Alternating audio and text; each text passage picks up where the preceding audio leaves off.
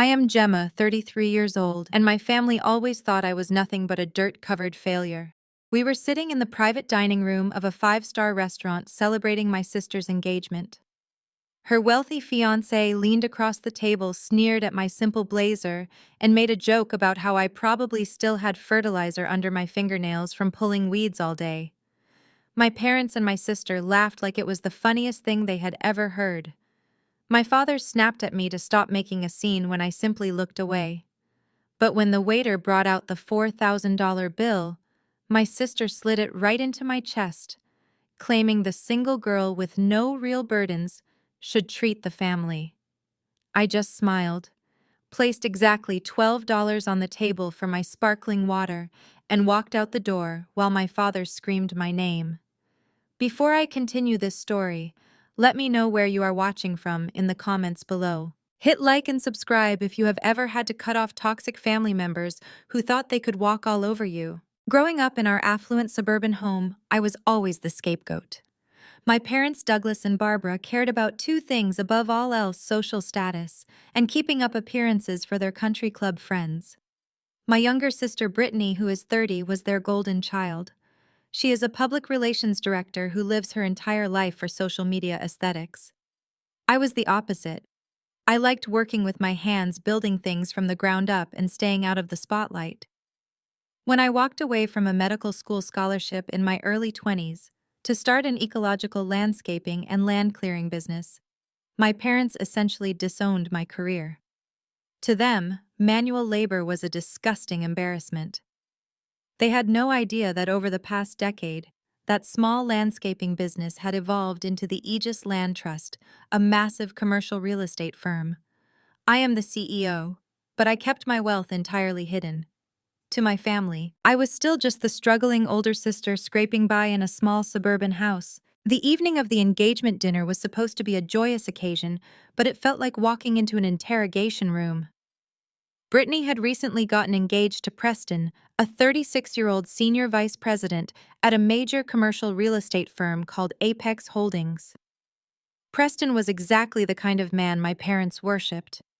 He wore custom suits, drove a luxury sports car, and loved to hear himself talk about how much money he managed. We were dining at an incredibly exclusive French restaurant downtown. I had arrived straight from a site visit wearing a clean but modest gray suit. As soon as I sat down, the jabs began. Preston swirled his expensive red wine and looked me up and down with absolute disdain. He asked if I managed to wash the mulch off my hands before touching the fine crystal. Brittany giggled into her napkin, leaning into his shoulder. I ignored the insult and took a sip of my water.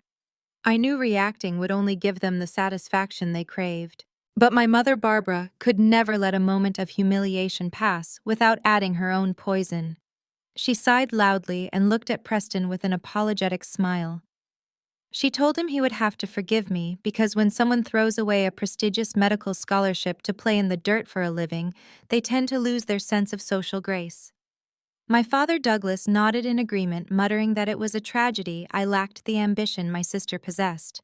I sat there in silence, listening to the people who were supposed to love me, tear me down, to elevate a man they barely knew. Preston spent the next 2 hours dominating the conversation. He bragged endlessly about a massive billion-dollar mega-mall project his firm was developing at Crown Ridge.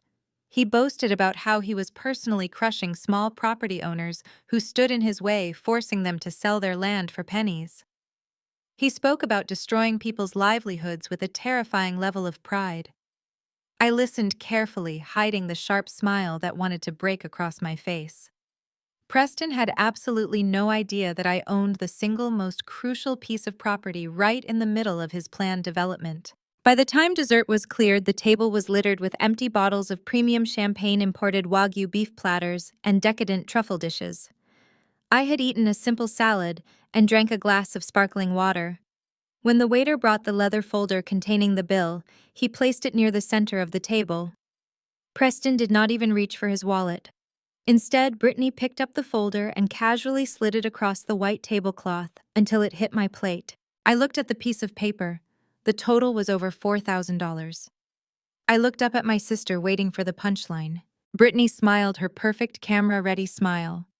She told me that since I was still single, living in a tiny house in the suburbs, with zero financial burdens, I should be the one to pay.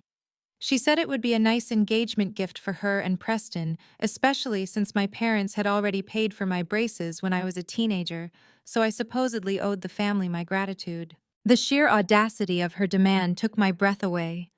They had spent the entire night mocking my career, calling me a failure, and treating me like dirt on their shoes. Now they expected me to finance their extravagant lifestyle simply because they felt entitled to my complete submission. My father looked at me sternly. He told me to just give the waiter my card and stop causing an awkward silence. He warned me not to embarrass them in front of Preston. A year ago, I might have cowered. I might have felt the familiar shame wash over me and handed over my credit card just to buy their temporary approval. But not tonight. The woman sitting at that table was no longer the frightened scapegoat they thought they knew. I was a CEO who negotiated with ruthless corporate sharks for breakfast. I opened my small purse slowly. The table watched me, expecting compliance. Instead of a credit card, I pulled out a crisp $10 bill and two $1 bills. I placed the $12 gently on top of the $4,000 receipt. I looked directly into my mother's shocked eyes, then at my sister's confused face. I kept my voice perfectly level and calm. I told them that $12 covered my salad and my sparkling water, including a generous tip. I added that I do not finance the lifestyles of people who disrespect me. I stood up from my chair and smoothed my blazer. The reaction was instantaneous. Douglas slammed his hand on the table, rattling the crystal glasses. He turned red with fury and commanded me to sit back down immediately. He screamed that I was a selfish, ungrateful daughter and that I was ruining the most important night of my sister's life. Preston scoffed loudly, muttering that it was typical behavior for someone from the bottom of the social ladder. I did not raise my voice. I did not shed a single tear. I simply looked at my father and told him to enjoy the rest of his evening because reality was going to catch up with all of them very soon. I turned my back on their gaping faces and walked out of the private dining room. Behind me, I could hear my father roaring my name, demanding I come back and pay the bill. I walked through the elegant restaurant with my head held high, stepping out into the cool night air. I felt an incredible sense of power settling into my bones. They thought they had put me in my place, but they had no idea that the real war had not even started yet. The morning sun barely cut through the frosted glass of my warehouse office before the heavy metal door rattled. It was not a client. A bored-looking man in a cheap suit handed me a thick manila envelope and walked away without a single word. I tore it open immediately. The bold legal header screamed, "Notice of eminent domain." My eyes scanned the dense legal jargon, tracing the documents back to the petitioner. Apex Holdings, Preston's company. They were petitioning the city to seize my property, classifying my ecological reclamation headquarters as a blighted, abandoned hazard. The compensation offer attached to the back of the packet was an absolute insult: $50,000 for a commercial lot in a rapidly developing zoning district. That was not just a lowball offer, it was a blatant robbery. I leaned back in my leather chair and let the pieces fall into place. Preston's boastful monologue from the restaurant last night echoed vividly in my mind. He had bragged about crushing small property owners to pave the way for his billion-dollar Crown Ridge mega mall. He did not know my business was headquartered here. He just saw a run-down brick facade blocking his grand entrance and assumed it belonged to some clueless, desperate local who could easily be bullied into submission. The sheer arrogance of it was staggering. He had sat across from me, drinking expensive wine paid for by my sister, mocking my clothes and my career, all while actively trying to steal my livelihood through a shady city loophole. My mother's cruel laughter from the night before suddenly made perfect sense. Barbara always worshipped power and wealth.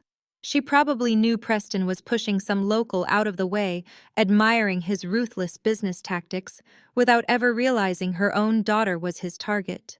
My desk phone buzzed, cutting through the silence of the warehouse.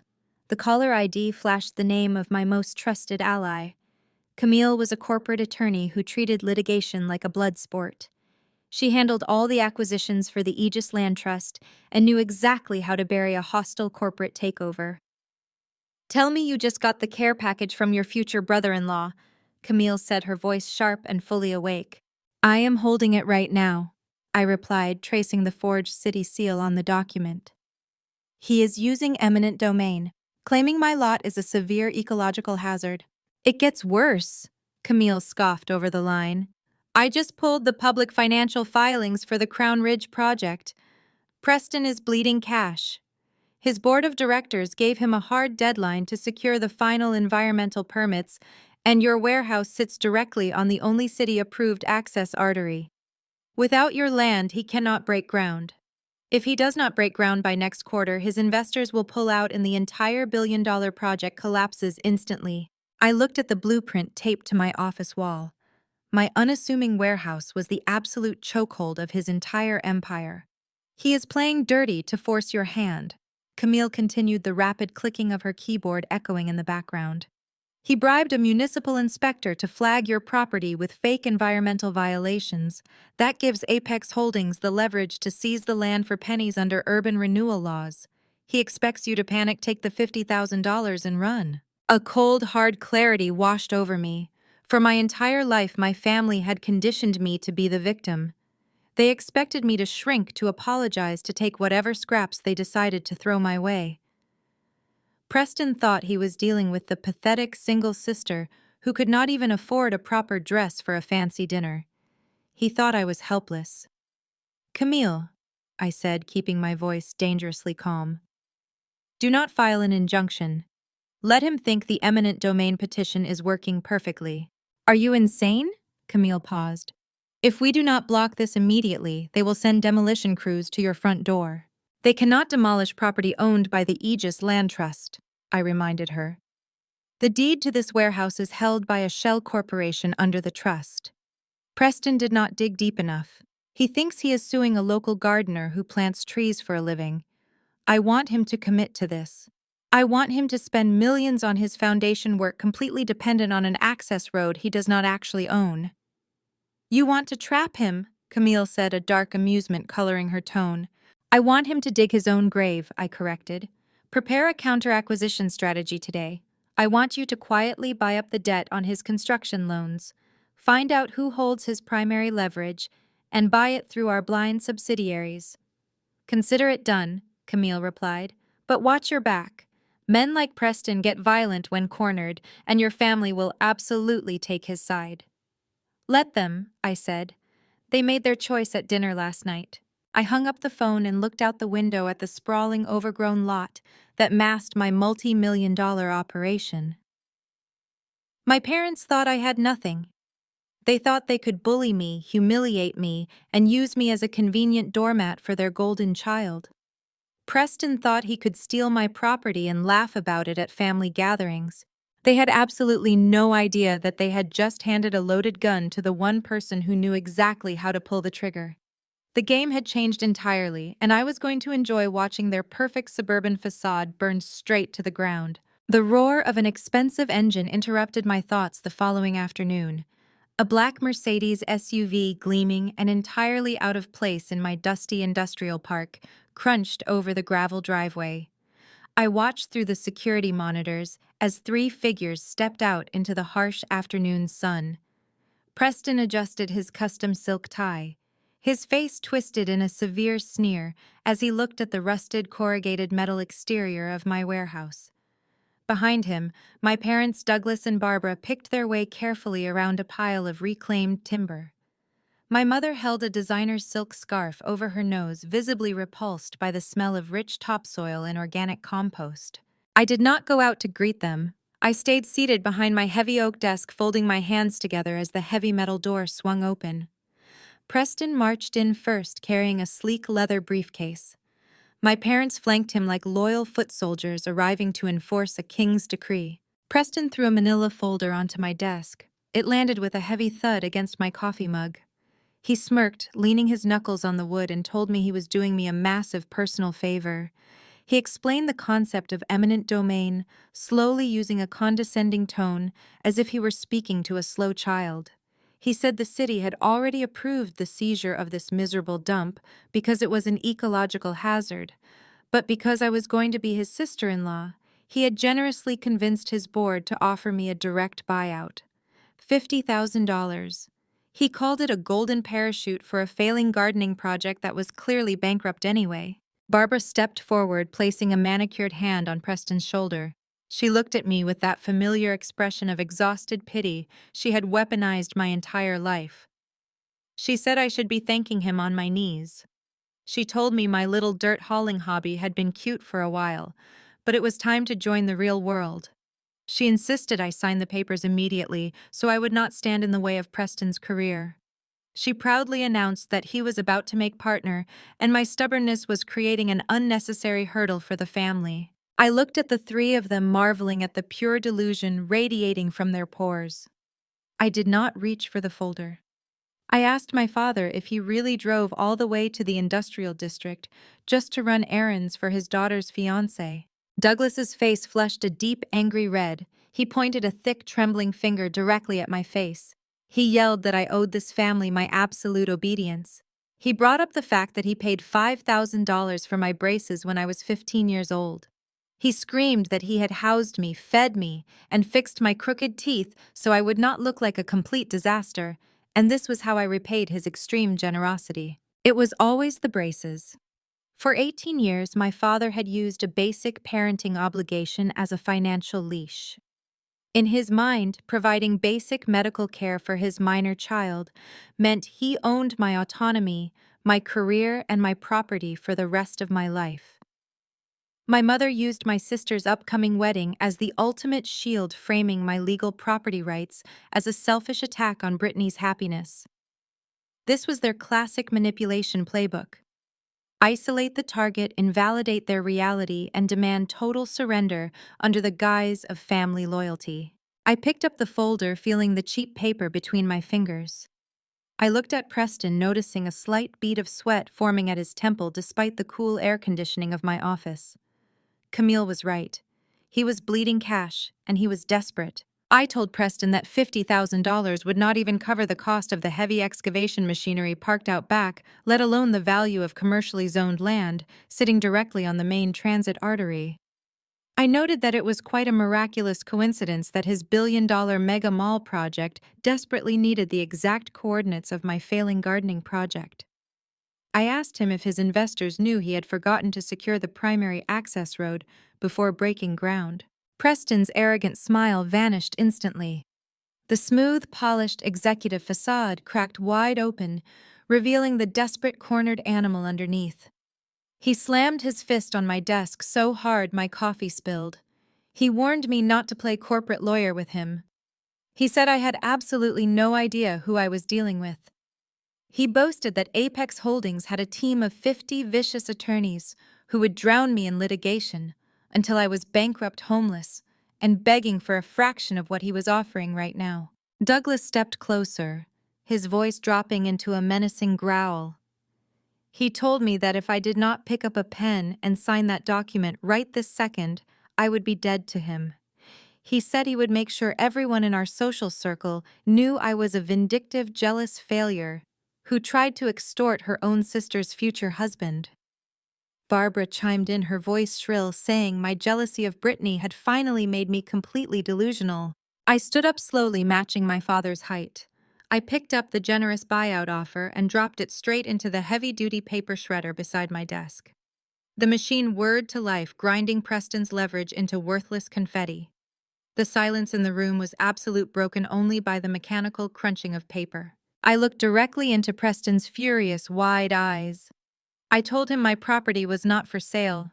I told him he would have to find another way to save his sinking project because he was not getting a single square inch of my land. Preston's jaw clenched so tight I thought his teeth might shatter. He leaned in close, invading my personal space, his breath hot and angry. He whispered that I had just made the biggest mistake of my miserable life. He promised to crush me, to seize the land by force, and to make sure I walked away with absolutely nothing but legal debt. He turned on his heel and stormed out of the warehouse, his heavy footsteps echoing against the concrete. My parents looked at me with pure, unadulterated disgust before following him out, leaving the metal door wide open. I sat back down, perfectly calm, and picked up my phone to call Camille. Let him bring his lawyers. He was about to find out that trying to crush the Aegis Land Trust was a war he had already lost. The silence in my office lasted exactly 12 hours before my phone erupted. It started with a single notification chime, followed by another, and then a continuous, violent vibrating assault against my desk. I ignored it at first, reviewing the zoning permits Camille had sent over.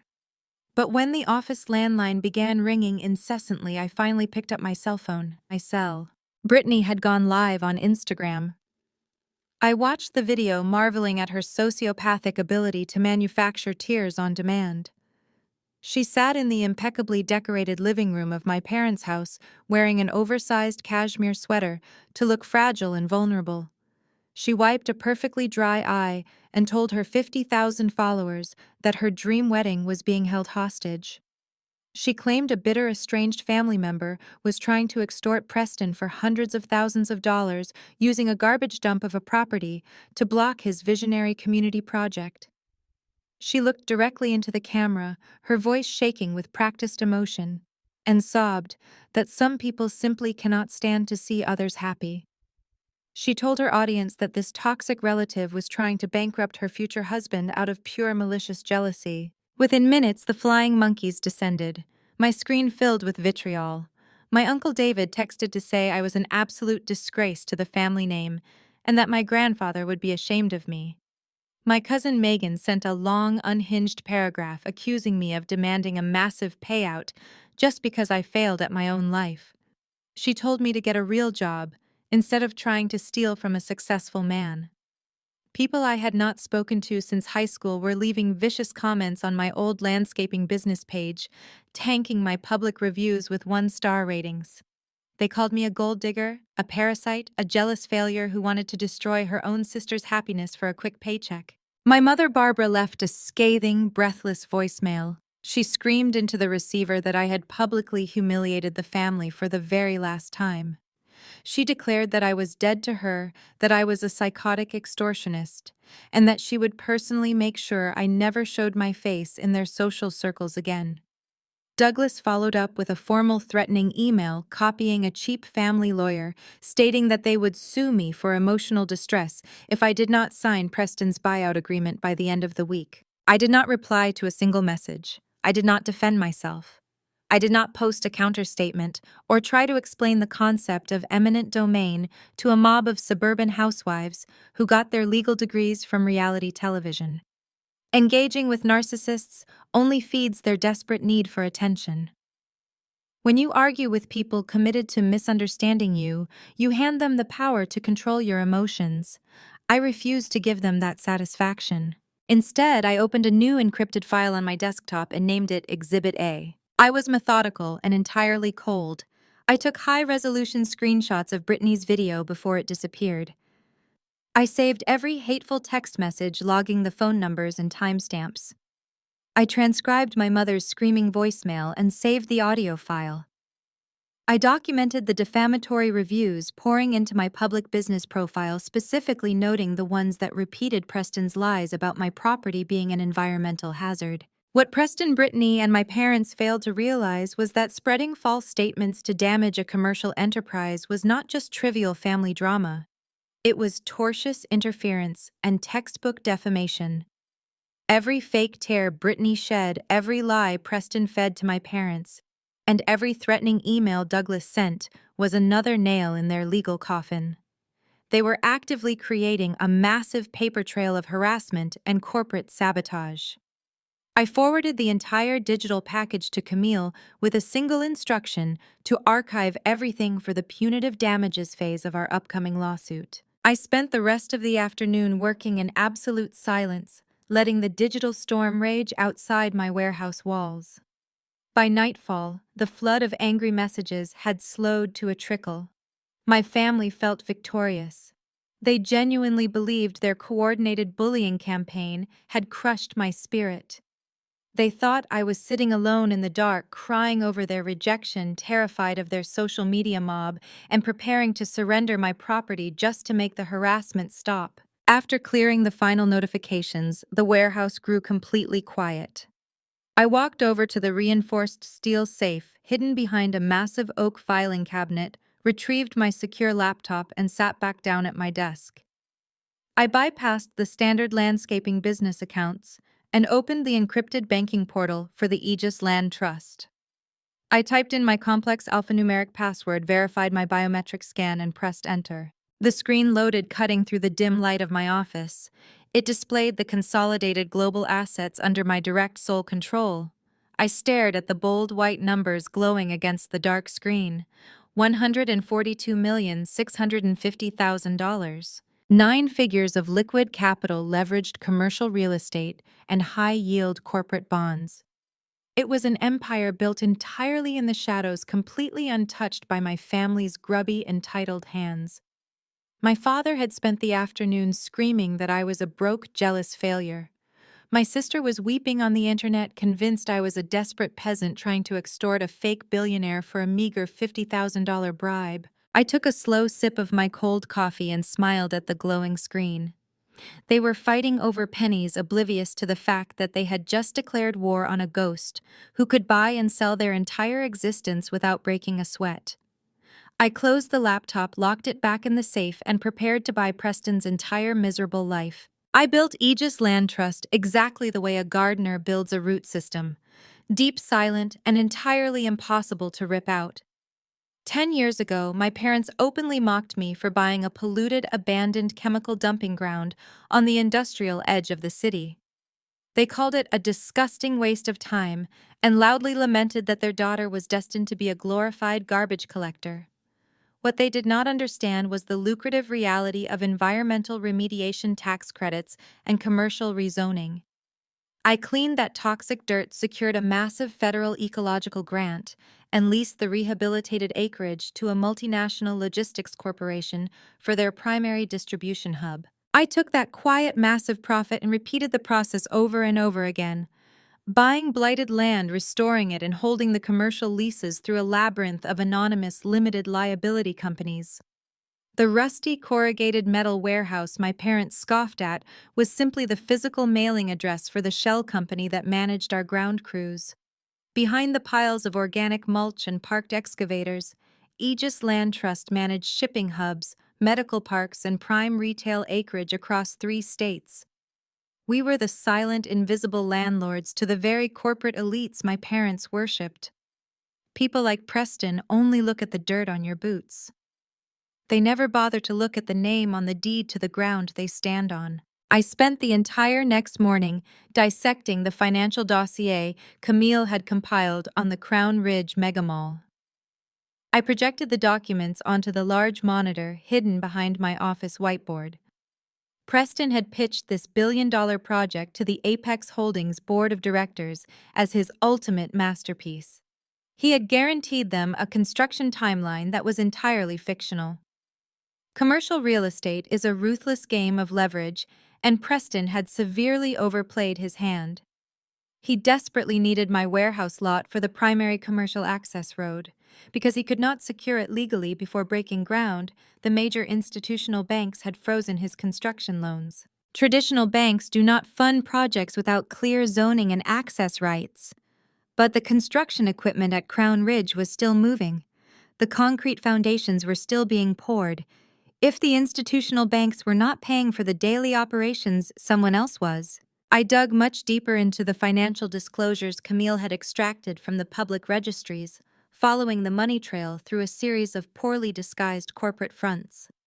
Preston had formed a side corporation to inject emergency capital into the project, desperately hiding the origin of the funds from his own board of directors. He was trying to maintain the illusion of progress to protect his upcoming promotion to partner. The reality of his financial situation was breathtakingly pathetic. He was taking on shadow debt.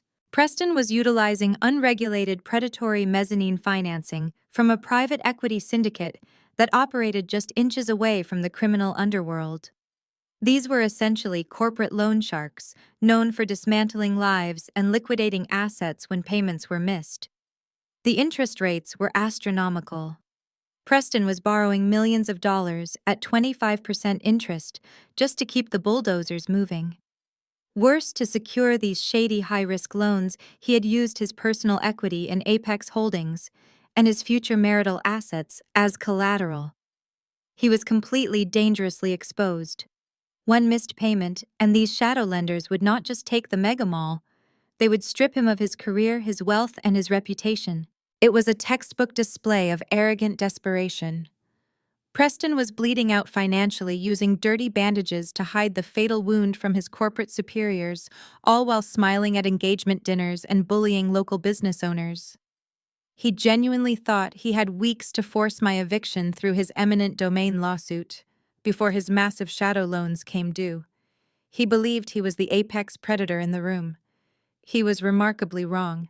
I leaned back in my chair, staring at the digital copies of his predatory loan agreements. The sheer hypocrisy of my family was laughable. My mother had spent the previous evening tearing me down for being a failure while eagerly planning a lavish wedding funded by a man who was secretly drowning in criminal debt.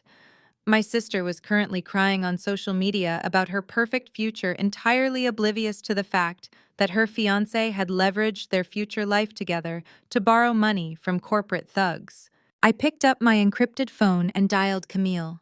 She answered on the first ring, the sound of rustling legal briefs echoing in the background. "Tell me you are looking at the mezzanine debt," Camille said, her voice sharp and predatory. "I am looking at a dead man walking," I replied, my eyes scanning the exorbitant penalty clauses hidden in Preston's contracts. "He is borrowing from underworld syndicates to hide his permit failures from his own company. He is personally guaranteeing the loans. If the Apex Holdings Board finds out he is financing their flagship project with dirty money, they will crucify him." "It is corporate suicide," Camille agreed with a dark laugh. "He is cornered, Gemma. What is the play?" "I want you to contact this private equity syndicate today," I instructed, my voice completely devoid of emotion. "Use our primary offshore holding company so the transaction cannot be traced back to Aegis. Offer to buy out Preston's entire debt portfolio at a premium. Pay those sharks whatever profit they want to walk away today and transfer the paper directly to us. They will sell it in a heartbeat for a guaranteed premium," Camille said, typing rapidly on her end.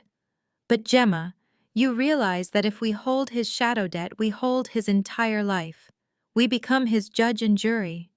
"Exactly," I said, watching the morning light catch the dust motes floating in my warehouse. "Buy the debt, Camille. Prepare the takeover documents. It is time to put my arrogant future brother-in-law on a very short leash." The acquisition of Preston's mezzanine debt took exactly 48 hours. By Thursday morning, Aegis Land Trust officially owned every predatory loan, tying his megamall project to the criminal underworld. I held the digital deeds to his career, his bank accounts, and his future. But while I was quietly constructing the financial cage he would soon live in, Preston was busy digging a much darker, much more dangerous hole for himself. My encrypted inbox chimed with a high-priority alert from Camille just before noon. The subject line contained no words, only a string of exclamation points and an attached PDF file downloaded directly from the municipal zoning database. I opened the file, my eyes scanning the heavily redacted municipal letterhead.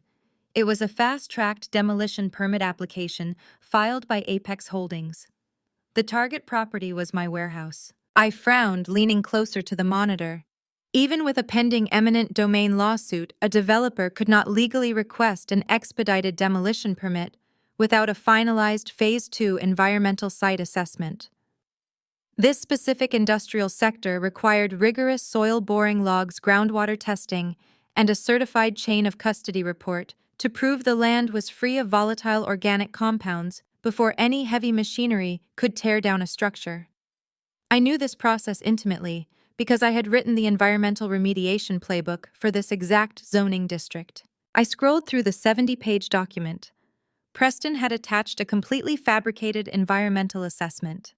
It was a masterpiece of corporate fiction, claiming my land had been fully tested and cleared of all ecological hazards just 3 days prior. But the fabricated soil reports were not the most shocking part of the application. I reached the final page, the sworn affidavit releasing the property for immediate municipal demolition.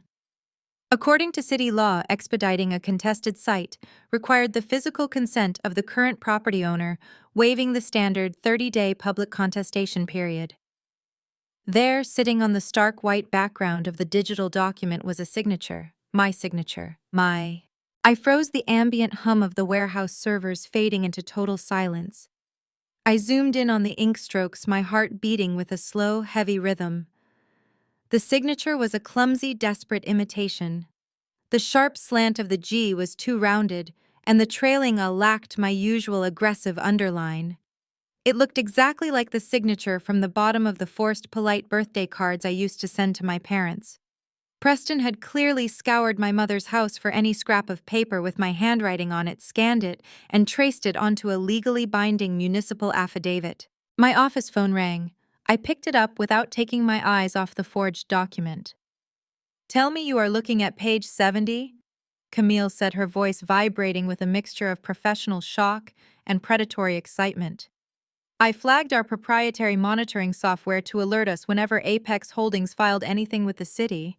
That alert triggered 10 minutes ago. Gemma, he actually did it. He forged my signature on a federal environmental waiver to expedite a municipal demolition order," I said, my voice completely flat. "It is a Class C felony," Camille stated, her tone sharp and urgent. "He is submitting fabricated environmental data and a forged signature to a government entity. This is not corporate bullying anymore. This is wire fraud, identity theft, and perjury. We have him. We have the bullet right between his eyes. I am calling the district attorney and the municipal zoning board right now. The police will pull him out of his corner office in handcuffs before lunch." I stared at the clumsy loops of the forged ink. The sheer blinding arrogance of it washed over me. Preston was not just a narcissistic corporate shark playing fast and loose with eminent domain laws. He was a desperate, reckless criminal.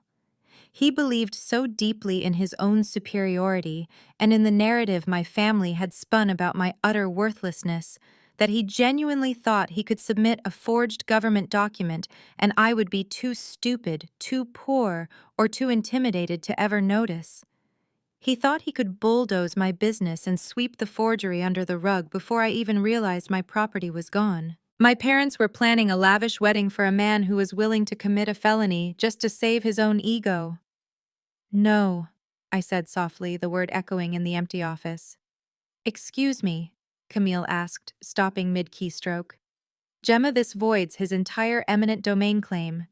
If we do not report this to the city immediately, he might actually get the permit approved by some corrupt inspector he has already bribed." "Let the permit go through," I commanded, leaning back in my chair. "Do not call the district attorney. Do not alert the zoning board. Do not do a single thing to stop this paperwork from processing. You are telling me to let a forged demolition order on your primary headquarters sit active in the municipal database," Camille said, her voice dropping to a cautious whisper. "Why? Because a quiet arrest on a Thursday afternoon is exactly what he wants." I explained the pieces of my plan, locking together with cold mathematical precision.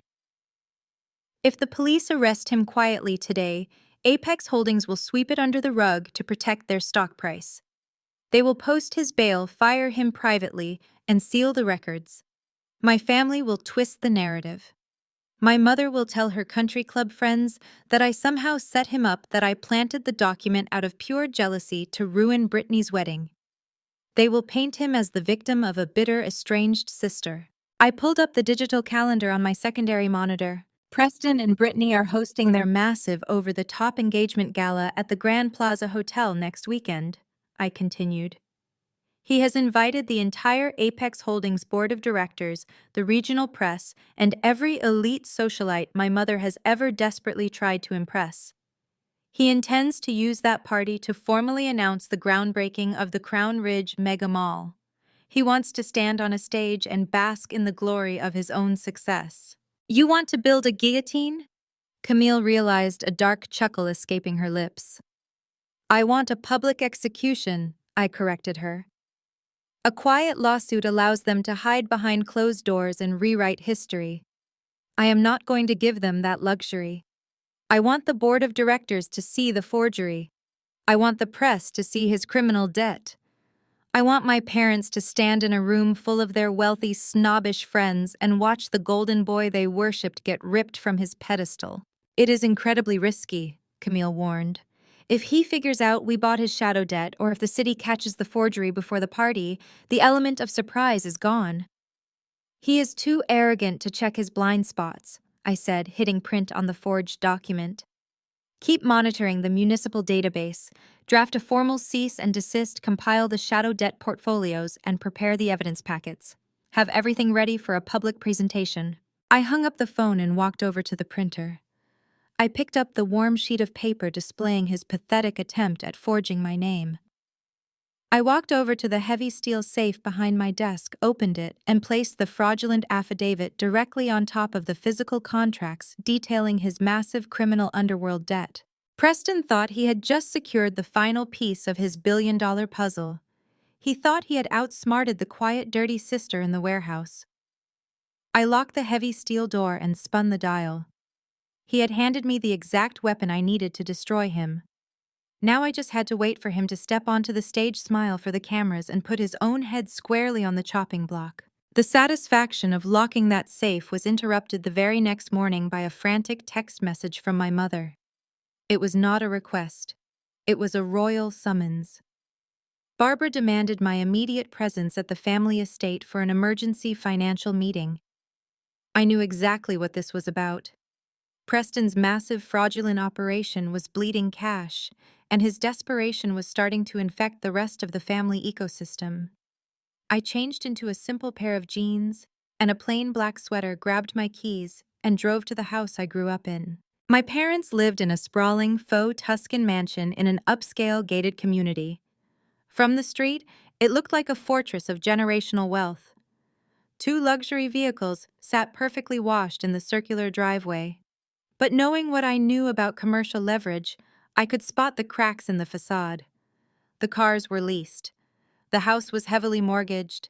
They lived their entire lives on a knife edge of credit just to impress a country club social circle that did not actually care about them. I walked through the heavy mahogany front doors without knocking. The atmosphere inside the formal living room was thick with tension. Barbara paced back and forth across the Persian rug, clutching a crystal glass of sparkling water. Douglas stood rigidly by the fireplace, staring at his phone with a deep scowl.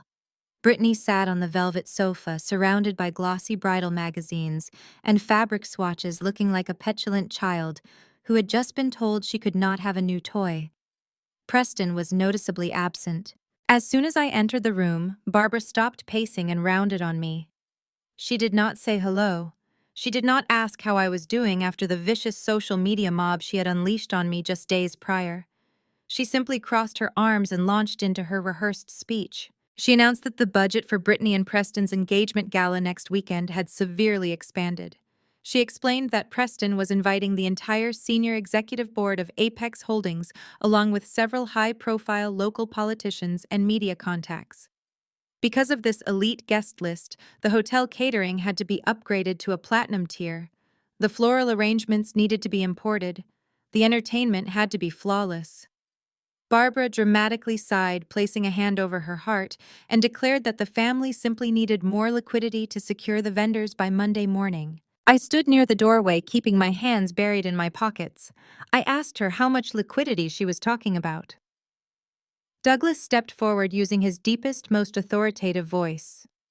He told me they needed $150,000 in cash by Monday. I let that number hang in the quiet living room. $150,000 for a single party. It was grotesque. I looked at Brittany, who was refusing to make eye contact with me, aggressively flipping through a magazine of diamond rings. I asked my father why a highly successful corporate executive like Preston could not cover the cost of his own engagement gala. Barbara snapped at me immediately. She aggressively defended him, claiming Preston had all his capital tied up in the brilliant Crown Ridge Mega Mall project. She insisted it was the bride's family's traditional duty to host the engagement party, and that Douglas and she had already maxed out their available credit lines to book the hotel ballroom. They were tapped out. Tapped. Then Barbara turned her sharp, calculating eyes directly onto me. She pointed a manicured finger at my chest. She told me that I owned a quiet little house in the suburbs. She said she knew I had paid off a significant portion of the mortgage over the last decade because I lived such a boring, frugal life. She demanded that I go to the bank on Monday morning, take out a second mortgage on my primary residence, and wire the equity directly into Brittany's wedding fund. The sheer audacity of the demand hit me like a physical blow. They had spent the entire week trying to orchestrate the legal theft of my commercial property to save Preston's career. Now they were standing in their living room, ordering me to leverage the roof over my head just to buy flowers for his party. I looked at my mother and asked her if she had completely lost her mind. I asked her why she thought I would ever risk my personal home to finance a vanity project for a sister who publicly humiliated me on the internet. Barbara's face contorted with absolute disgust. She closed the distance between us, her voice dripping with pure, unadulterated venom.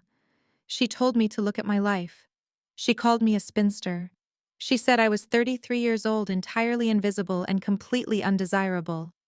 She pointed out that I had no husband, no children, and absolutely no social standing to maintain.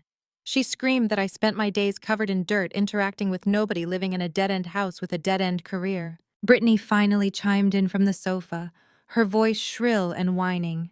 She told me I was being unbelievably selfish. She said she was marrying a future titan of the real estate industry, an elite businessman who was going to elevate the entire family name. She yelled that she deserved a royal wedding and that my petty jealousy was ruining her perfect moment. Barbara continued her assault, stepping even closer. She told me I did not need equity. She said I did not need financial security because I had no future worth protecting. She declared that Brittany's marriage was the family's ultimate ascension into high society, and that my sole purpose in this family was to facilitate that success. She demanded I stop acting like a jealous, bitter failure and do what I was told. I looked into my mother's eyes. I saw the absolute void where her maternal instincts should have been. She genuinely viewed me as nothing more than a disposable asset, a human checking account designed to fund her favorite daughter's delusions. I thought about the forged demolition permit locked in my safe. I thought about the massive criminal debt Preston was hiding from all of them. I thought about the $142 million sitting in my offshore trust.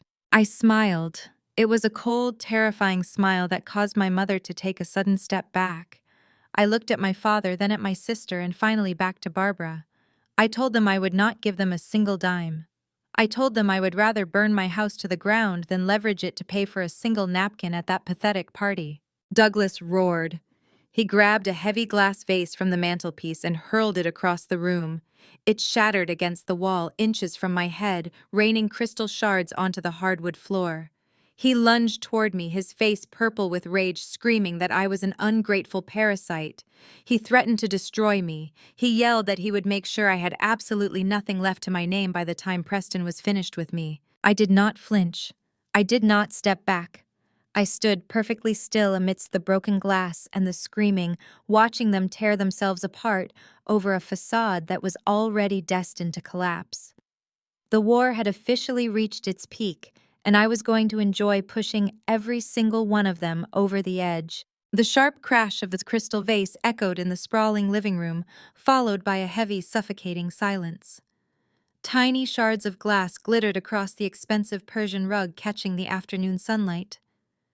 Douglas stood by the fireplace, his chest heaving as he gasped for air, his fists clenched tight at his sides. He expected me to cower. He expected me to drop to my knees, apologize for my defiance, and beg for his forgiveness. That was the dynamic they had meticulously cultivated for 33 years. Fear was the only currency my parents traded in. But the woman standing before them was completely immune to their theatrics. I did not move a single muscle. I kept my gaze locked directly on his, letting the cold, hard silence stretch out until the discomfort in the room became almost unbearable. Brittany whimpered from the velvet sofa, pulling her legs up to avoid the glass, casting nervous glances at our father. Barbara realized that the intimidation tactic had completely failed. The absolute lack of fear in my eyes did not just annoy her, it enraged her on a primal level. The carefully constructed mask of the elegant, refined country club matriarch slipped completely, revealing the vicious, insecure woman hiding underneath.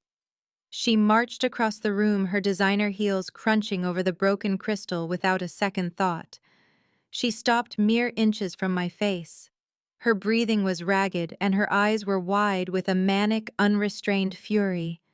She raised her hand, her heavy diamond rings catching the light, and struck me across the face with every ounce of strength she possessed. The crack of her palm against my cheek sounded like a gunshot in the quiet room. The force of the blow jerked my head to the side, and a sharp, stinging heat instantly flooded my skin. Barbara did not step back. She leaned in closer, her face contorted with pure hatred, and screamed at the top of her lungs. "You failure. You do not deserve to carry this family name." The echo of her screaming voice bounced off the high, vaulted ceilings. Douglas watched with a satisfied smirk, clearly believing that physical violence was the ultimate trump card that would finally break my spirit. Brittany let out a sharp breath of relief, assuming the rebellious sister had finally been put back in her proper place. I stood frozen for exactly 3 seconds. I could taste the faint metallic tang of blood pooling in the corner of my mouth where my teeth had bitten into my inner lip. I did not raise my hand to my cheek. I did not shed a single tear. I slowly turned my head back to face my mother. Her chest was rising and falling rapidly, her eyes searching mine for the familiar signs of submission and defeat. She found absolutely nothing but an empty, chilling calm. I reached my right hand slowly into the pocket of my black sweater. Douglas immediately tensed, likely assuming I was reaching for my car keys to run away crying. Instead, I pulled out my cell phone. The screen was already glowing brightly. I looked down at the digital timer counting upward in bright red numbers. It had been running for exactly 24 minutes. I had activated the voice recorder app the moment I parked my truck in their driveway, knowing exactly how this emergency family meeting was going to unfold. I tapped the large red square on the screen, stopping the recording. I methodically saved the audio file, uploaded a copy to my secure cloud server, and forwarded a duplicate directly to Camille. Every single threat Douglas had made about destroying me, every insane demand Barbara had shouted about leveraging my house to fund a party, and the unmistakable violent sound of my own mother slapping me across the face, followed by her screaming that I was a failure. It was all captured in pristine, high-definition audio. It was the ultimate, undeniable proof of their toxicity wrapped up in a perfect digital package. I lifted my hand and calmly wiped the small drop of blood from the corner of my mouth with my thumb. I looked at the red smear on my skin, then looked directly into Barbara's eyes. The manic fury in her expression slowly began to drain away, replaced by a sudden creeping realization that she had just made a catastrophic error. She saw the digital audio file saved on my screen, and the color rapidly drained from her face. She knew exactly what I was holding. I held the permanent destruction of her flawless social reputation. I slipped the phone back into my pocket. The power dynamic in the room flipped so violently, it practically created a shockwave. I was holding a live grenade, and they were all standing in a circle covered in gasoline. I looked at Douglas, who had gone completely rigid by the fireplace. I looked at Brittany, who was staring at me with wide, terrified eyes from the sofa. Finally, I looked back at my mother. I let a slow, sharp smile spread across my face. I adjusted the collar of my sweater, stepping right over the broken glass, and delivered my final terms. "Fine, I will sell the land. But I want to sign the contract right at your engagement party in front of the media." The silence that followed was absolute. They were completely paralyzed by the sudden whiplash pivot in my demeanor. Just seconds ago, I was refusing to hand over a single dime. Now I was offering them the exact victory they had been screaming for, but with a highly specific, highly public condition attached. I explained my terms using a voice as smooth as glass.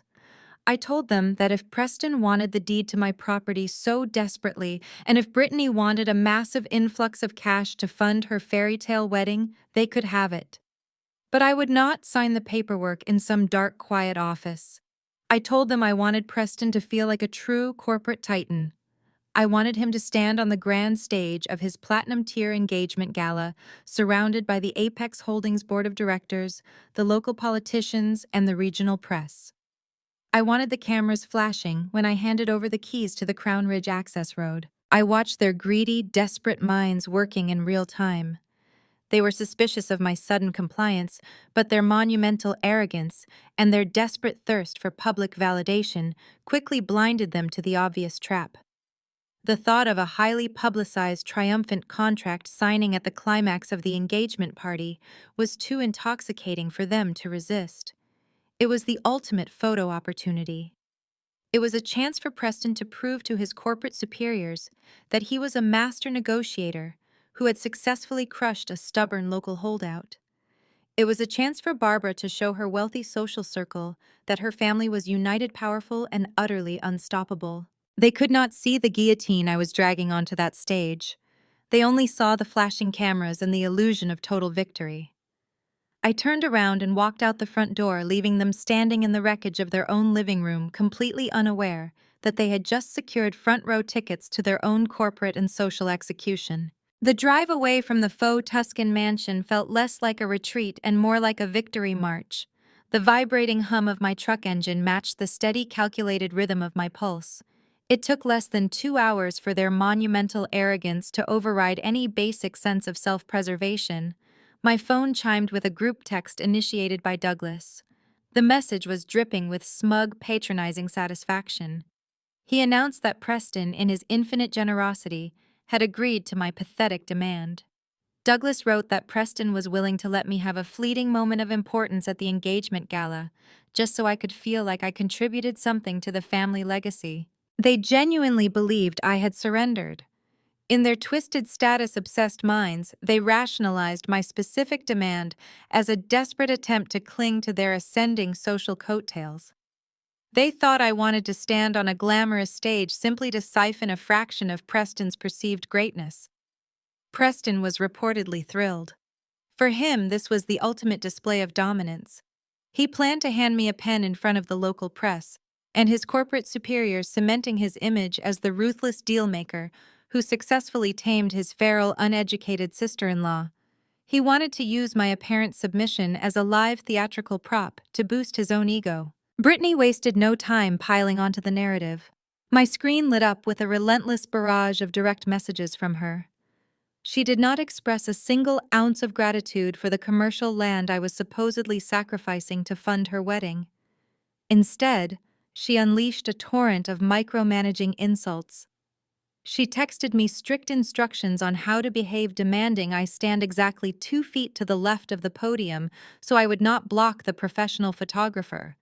She sent links to acceptable dress codes, adding a vicious note demanding I scrub the dirt out of my pores and wear something that did not smell like cheap fertilizer. She actually wrote, "Remember to dress properly so you do not dirty the hotel carpet." She warned me not to speak to any of Preston's elite corporate guests because my lack of formal education would deeply embarrass the family. I sat at my kitchen island reading her toxic bile while sipping a glass of bourbon. I did not type a single word in response. I let her rapid-fire texts hang in the digital void. Every cruel message was just another layer of justification for the absolute devastation I was about to unleash on her fairy tale life. Let her plan her camera angles. Let her obsess over the hotel carpet. She had no idea she was micromanaging the exact details of her own public funeral. While my family was busy picking out floral centerpieces and gloating over their false victory, I was orchestrating a massive corporate decapitation. The leverage I held over Preston was absolute, but I needed the execution to be flawless. The next morning, I drove to the Aegis Land Trust corporate office, a sleek, unmarked high-rise downtown that my parents would never in a million years associate with me. I walked into the glass-walled conference room, where Camille was already waiting, surrounded by stacks of legal briefs and financial dossiers. We had spent the last 48 hours executing a lethal pressure campaign against Apex Holdings. Using our offshore subsidiaries, I had anonymously submitted the irrefutable proof of Preston's forged demolition permit directly to the Apex Executive Board, bypassing Preston completely. I included a detailed financial breakdown of the criminal shadow debt he had leveraged against their flagship megamall project. The Apex Board of Directors reacted exactly as a multi-billion-dollar corporation does when faced with sudden federal criminal exposure. They panicked. To avoid a catastrophic stock plunge and federal racketeering charges, they immediately initiated a covert severance protocol to surgically remove Preston from their ranks. They needed to cut the cancer out before the municipal government or the Securities and Exchange Commission caught wind of his felonies. Because my anonymous tip explicitly promised to withhold the evidence from the press until after the weekend, the board had a brief window to quietly terminate him. They had no idea I was planning to detonate the evidence directly in their faces at the engagement party anyway. Camille slid a thick black folder across the polished conference table. She leaned back, tapping her expensive fountain pen against her palm, looking like a shark smelling blood in the water. I opened the folder. Inside lay the finalized acquisition deeds for Preston's mezzanine debt, transferring total ownership of his financial life directly to me. Beneath that was the verified copy of the forged municipal affidavit, with my faked signature glaring on the page. And finally, at the very bottom, was the crown jewel of our operation. It was a heavily watermarked document printed on official Apex Holdings letterhead, signed by the chairman of the board. It was Preston's immediate, unconditional termination of employment, citing gross misconduct and corporate fraud. I closed the black folder, feeling the heavy, satisfying weight of absolute victory. I looked up at Camille, the city skyline reflecting in the glass behind her. She smiled, a sharp, dangerous expression that perfectly matched my own. She told me every single piece of paperwork was verified, notarized, and locked in. The ambush was officially set. My family wanted a public spectacle, and I was going to give them a show they would never forget. I left Camille in the conference room and walked back to my secure terminal to execute the final, irrevocable step of the trap. The deeds in the black folder were legally binding, but the actual transfer of capital required my direct authorization to finalize the hostile takeover of his liabilities. I opened the encrypted banking portal for Aegis Land Trust. Preston had borrowed a staggering $22 million from the private equity syndicate to keep his mega mall facade alive. To buy the paper outright and convince those corporate thugs to walk away quietly without alerting their client, Camille had negotiated a 20% premium. I authorized a wire transfer of $26,400,000. I watched the progress bar on my screen fill with solid green. The transaction cleared the Federal Reserve checkpoints. The syndicate relinquished all claims. I was now officially the sole owner of Preston's shadow debt. The reality of what I had just accomplished settled over me like a heavy velvet cloak. I did not just have leverage over my arrogant future brother-in-law. I literally owned his entire existence. I opened the digital copies of his original loan agreements to review the exact terms he had been foolish enough to accept.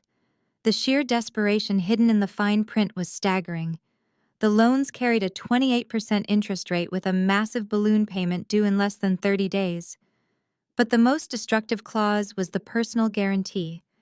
Preston had used his own corporate stock options, his luxury cars, his future marital home, and his personal bank accounts as collateral. The contract included a strict acceleration clause. If he failed to secure the necessary construction permits legally, the lender had the unrestricted right to call the entire loan due immediately. And because he had forged the demolition permit, he had officially triggered the default criteria. I could legally seize every single asset to his name the second I stepped onto that stage. He had handed me the exact mechanism to strip him down to absolutely nothing. While I was systematically disassembling his financial foundation, my family was busy treating me like a peasant. My phone buzzed with an automated email forward from Barbara. She had sent me the official schedule for the engagement gala, treating me like a hired vendor instead of a guest. The itinerary dictated that I was to arrive through the service elevator at the back of the hotel, so I would not be seen lingering in the main lobby by their elite friends. I was instructed to wait in a windowless holding room near the kitchen until precisely 9 o'clock, at which point a security guard would escort me to the stage to sign the property transfer. Barbara even added a vicious postscript reminding me to make sure my shoes were polished, so I did not track mud onto the imported marble floors. They were so utterly consumed by their superficial social climbing that they could not sense the massive predator circling right beneath their feet. They thought they had successfully bullied a desperate landscaper into submission. They did not realize they had handed the keys to their entire future to a corporate assassin. The contrast between my quiet, lethal preparation and their loud, ignorant vanity was almost poetic. Brittany posted another update on her social media, showing off the lavish floral arrangements being delivered to the venue, tagging Preston as her billionaire savior. She was bragging about spending money that belonged to a man who was currently $26 million in debt to his own sister-in-law. Late that afternoon, a courier arrived at my warehouse holding a silver tray. He handed me a thick, heavy envelope sealed with an elaborate wax crest. It was the formal VIP invitation to the engagement gala. The cardstock was ridiculously thick, embossed with gold lettering and smelling faintly of expensive perfume. It proudly announced the union of Brittany and Preston, followed by a boastful itinerary of the evening's events, specifically highlighting the keynote address by the groom-to-be. I ran my fingers over the raised gold letters. They had spent thousands of dollars just on the stationery, completely oblivious to the fact that the man throwing the party was entirely bankrupt. I placed the invitation gently on my desk next to the black folder containing his termination letter, the forged permits, and the debt ownership deeds. Every single legal and financial weapon I needed was fully loaded, chambered, and ready to fire. I picked up my phone and called my personal tailor. I told him I needed my custom charcoal bespoke suit pressed and delivered to my home by Friday morning. I was not going to use the service elevator, and I certainly was not going to hide in a holding room by the kitchen. I was going to walk through the front doors of that five-star hotel like I owned the place, because mathematically speaking, I practically did. The trap was perfectly set, and I was going to enjoy watching the steel jaws snap shut. The Grand Plaza Hotel was a monument to excessive wealth overlooking the city harbor. Dozens of luxury vehicles idled in the valet lane, discharging passengers draped in designer gowns. I did not drive my work truck tonight. Instead, I arrived in a sleek, heavily tinted town car dispatched by Aegis Land Trust. The driver opened the door and I stepped out onto the pristine red carpet. I wore the custom charcoal bespoke suit my tailor had delivered that morning. The fabric moved like liquid armor cut with razor-sharp precision that accentuated every line of my posture. The dark, immaculate wool was paired with a crisp, white silk blouse and minimalist platinum jewelry. I looked exactly like the apex predator I had become. The valet attendant nodded respectfully as I handed him a generous tip, bypassing the side alley where my mother had explicitly instructed me to hide. I walked directly through the massive revolving glass doors of the main entrance, my heels clicking rhythmically against the polished marble floor. The engagement gala was held in the Grand Crystal Ballroom, a cavernous space transformed into a suffocating display of floral excess. Thousands of white orchids cascaded from the ceilings, and towering ice sculptures flanked the open bars. A string quartet played softly over the dull roar of corporate networking and high society gossip. I paused at the top of the grand staircase, letting my eyes sweep the room. I spotted the Apex Holdings executive board clustered near the front, sipping aged scotch. I spotted the local press corps lingering near the stage cameras, ready to document the impending public relations stunt. Finally, I spotted my family holding court in the center of the room, completely intoxicated by their own fabricated importance. Brittany was draped in an aggressively sequenced white gown, laughing too loudly at a joke made by a city councilman. Barbara stood beside her, wearing a rigid smile and a necklace definitely secured by a fresh line of credit. Douglas was aggressively shaking hands with anyone who made eye contact, trying to project the image of a wealthy patriarch. I descended the staircase with slow, deliberate steps. It took exactly 40 seconds for my mother to notice me. Her champagne flute froze halfway to her mouth. The blood drained from her face, replaced instantly by a tight, furious flush. She grabbed Douglas by the arm, her manicured nails digging into his suit jacket, and pointed sharply in my direction. The entire family unit turned to stare. I did not break my stride. I walked directly toward the center of the ballroom, parting the crowd of elite guests simply by the sheer unyielding force of my demeanor.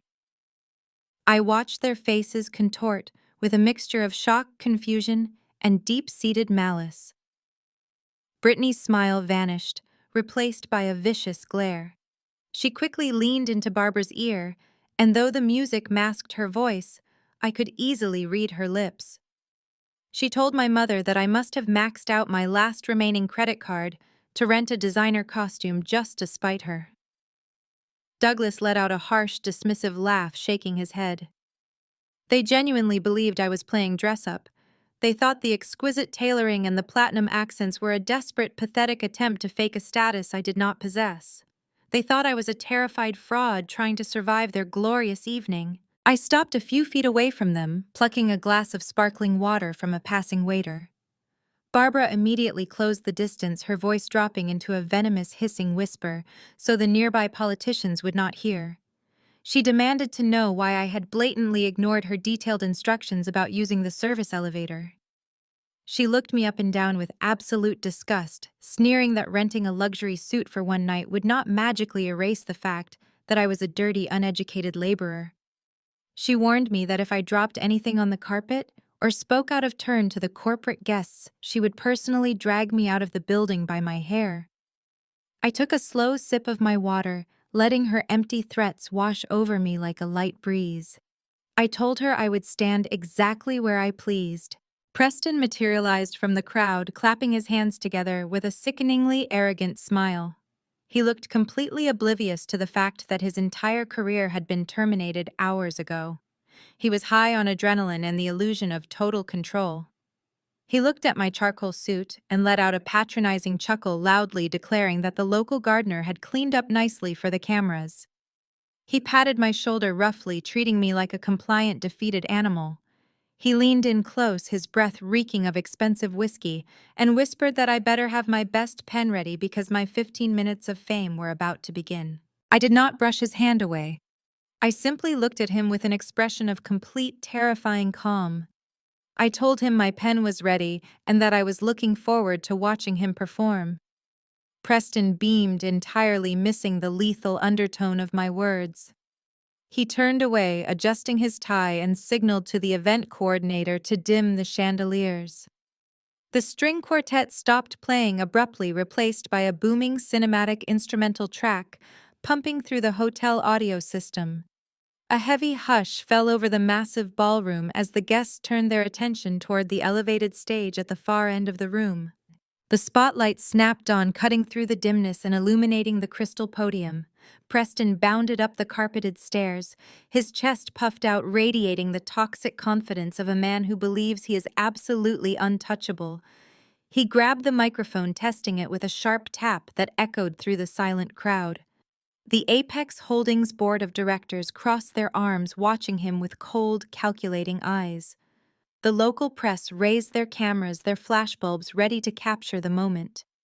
Brittany stood near the front row, clasping her hands together in a display of manufactured adoration. Douglas and Barbara stood right beside her, their faces stretched into identical masks of triumphant greed. They were all waiting for the slaughter. They were all waiting for Preston to drag me onto that stage, strip away my dignity, and force me to sign away my livelihood for their amusement. I stood perfectly still in the shadows near the back of the room, clutching the small, encrypted flash drive in my pocket, ready to unleash absolute hell. Preston tapped the microphone a second time, ensuring every lingering whisper in the massive ballroom was entirely extinguished. He welcomed the corporate elite, the press, and his soon-to-be family with a wide, predatory grin that did not quite reach his eyes. The spotlight hit him perfectly, catching the subtle sheen of his custom-tailored suit. He launched into a heavily rehearsed monologue about vision, aggressive progress, and the relentless drive required to reshape the city's skyline. He paced the stage like a conquering general returning from a glorious campaign. He spoke about the Crown Ridge Mega Mall not just as a profitable real estate development, but as his personal magnificent gift to the local economy. Then he stopped pacing. He reached inside his tailored jacket and pulled out a thick, legal-sized document. He held it high above his head, letting the bright stage lights illuminate the stark white paper. He announced to the silent, captive audience that monumental progress always requires the swift removal of stubborn, outdated obstacles. He actually used the phrase eliminating a blighted tumor from the map. He told the crowd that a massive billion-dollar enterprise had almost been derailed by a tiny decrepit patch of dirt, owned by someone who completely lacked the intellectual capacity to understand modern economics. Preston leaned closer to the microphone, his voice dropping into a tone of mocking theatrical pity. He explicitly referred to me as his future sister-in-law, painting a pathetic picture of a woman who played in the mud and stubbornly clung to a worthless piece of land out of pure, uneducated spite. He dramatically sighed, claiming that dealing with people at the bottom of the financial food chain was always a tedious exercise in patience. He paused for dramatic effect, allowing a wave of polite, condescending laughter to ripple through the sea of expensive suits and designer gowns. The Apex Holdings board of directors sat in the front row chuckling softly at his ruthless corporate humor, completely unaware that the man entertaining them was actively driving their flagship project into a federal criminal investigation. From my vantage point in the shadows at the back of the room, I watched my biological family devour my public humiliation like a gourmet meal. Douglas stood at the front edge of the crowd, his chest puffed out to maximum capacity. He raised his heavy crystal glass filled with neat scotch directly toward Preston, proudly saluting the man who was currently eviscerating his own flesh and blood on a public stage. Douglas looked absolutely radiant with triumph. In his twisted status-obsessed mind, Preston's brutal public dominance was a direct reflection of the family's elite, untouchable standing. Brittany was stationed right at the base of the podium, her sequenced white dress sparking violently under the ambient lighting. She was beaming, flashing a flawless teeth-baring smile for the press photographers clustered nearby. She looked up at Preston with total manufactured adoration, entirely thrilled that her engagement party was doubling as a public execution of the sister she so deeply despised. Barbara stood right beside her, nodding solemnly at Preston's insulting words. My mother was actively leaning over and whispering to the nearby city politicians about how incredibly difficult I had always been playing the role of the long-suffering matriarch, and expressing how profoundly relieved the family was that Preston had finally brought my chaotic rebellion to a firm end. The sheer blinding audacity of the spectacle was almost hypnotic to watch. Preston was standing on a brilliantly lit stage, bragging about a billion-dollar project that was completely paralyzed by a municipal forgery he had committed just days prior. He was waving a property transfer contract that was utterly meaningless, trying to secure a commercial plot he could never afford, all while secretly drowning in $26 million of high-interest criminal debt that I personally owned. He was a dead man, eagerly giving his own eulogy, and he fully expected me to supply the applause. I stood perfectly still, letting the cool air conditioning of the ballroom wash over my bespoke suit. I ran my thumb over the smooth, hard casing of the encrypted flash drive hidden securely in my pocket. Inside that tiny piece of plastic was the digital guillotine that would sever his head from his corporate body. I did not feel an ounce of anger or sadness. I only felt the cold, thrilling anticipation of a predator watching its prey walk willingly into a steel trap. Preston lowered the contract and flashed a brilliant shark-like smile directly at the cameras lining the perimeter. He announced that tonight was not just about breaking ground on a new commercial era, but about bringing a fractured, complicated family together under his generous and forgiving leadership. He declared that he was going to grant his struggling sister-in-law a rare, unforgettable moment in the spotlight. He said he wanted to give me the distinct honor of placing my signature on the transfer deed in front of the most powerful people in the city, so I could finally feel like I had contributed something valuable to society. He extended his hand toward the back of the room, pointing exactly toward the dark corner where Barbara had aggressively instructed me to hide. His voice boomed through the high-definition hotel speakers, dripping with a sickening manufactured warmth. He called my name loudly, inviting me to step out of the shadows and walk up to the podium. He instructed the elite audience to give a warm, encouraging round of applause for the woman who was finally doing the right thing by surrendering her tiny property to a far superior vision. The string quartet struck up a bright, triumphant chord to accompany his grand gesture.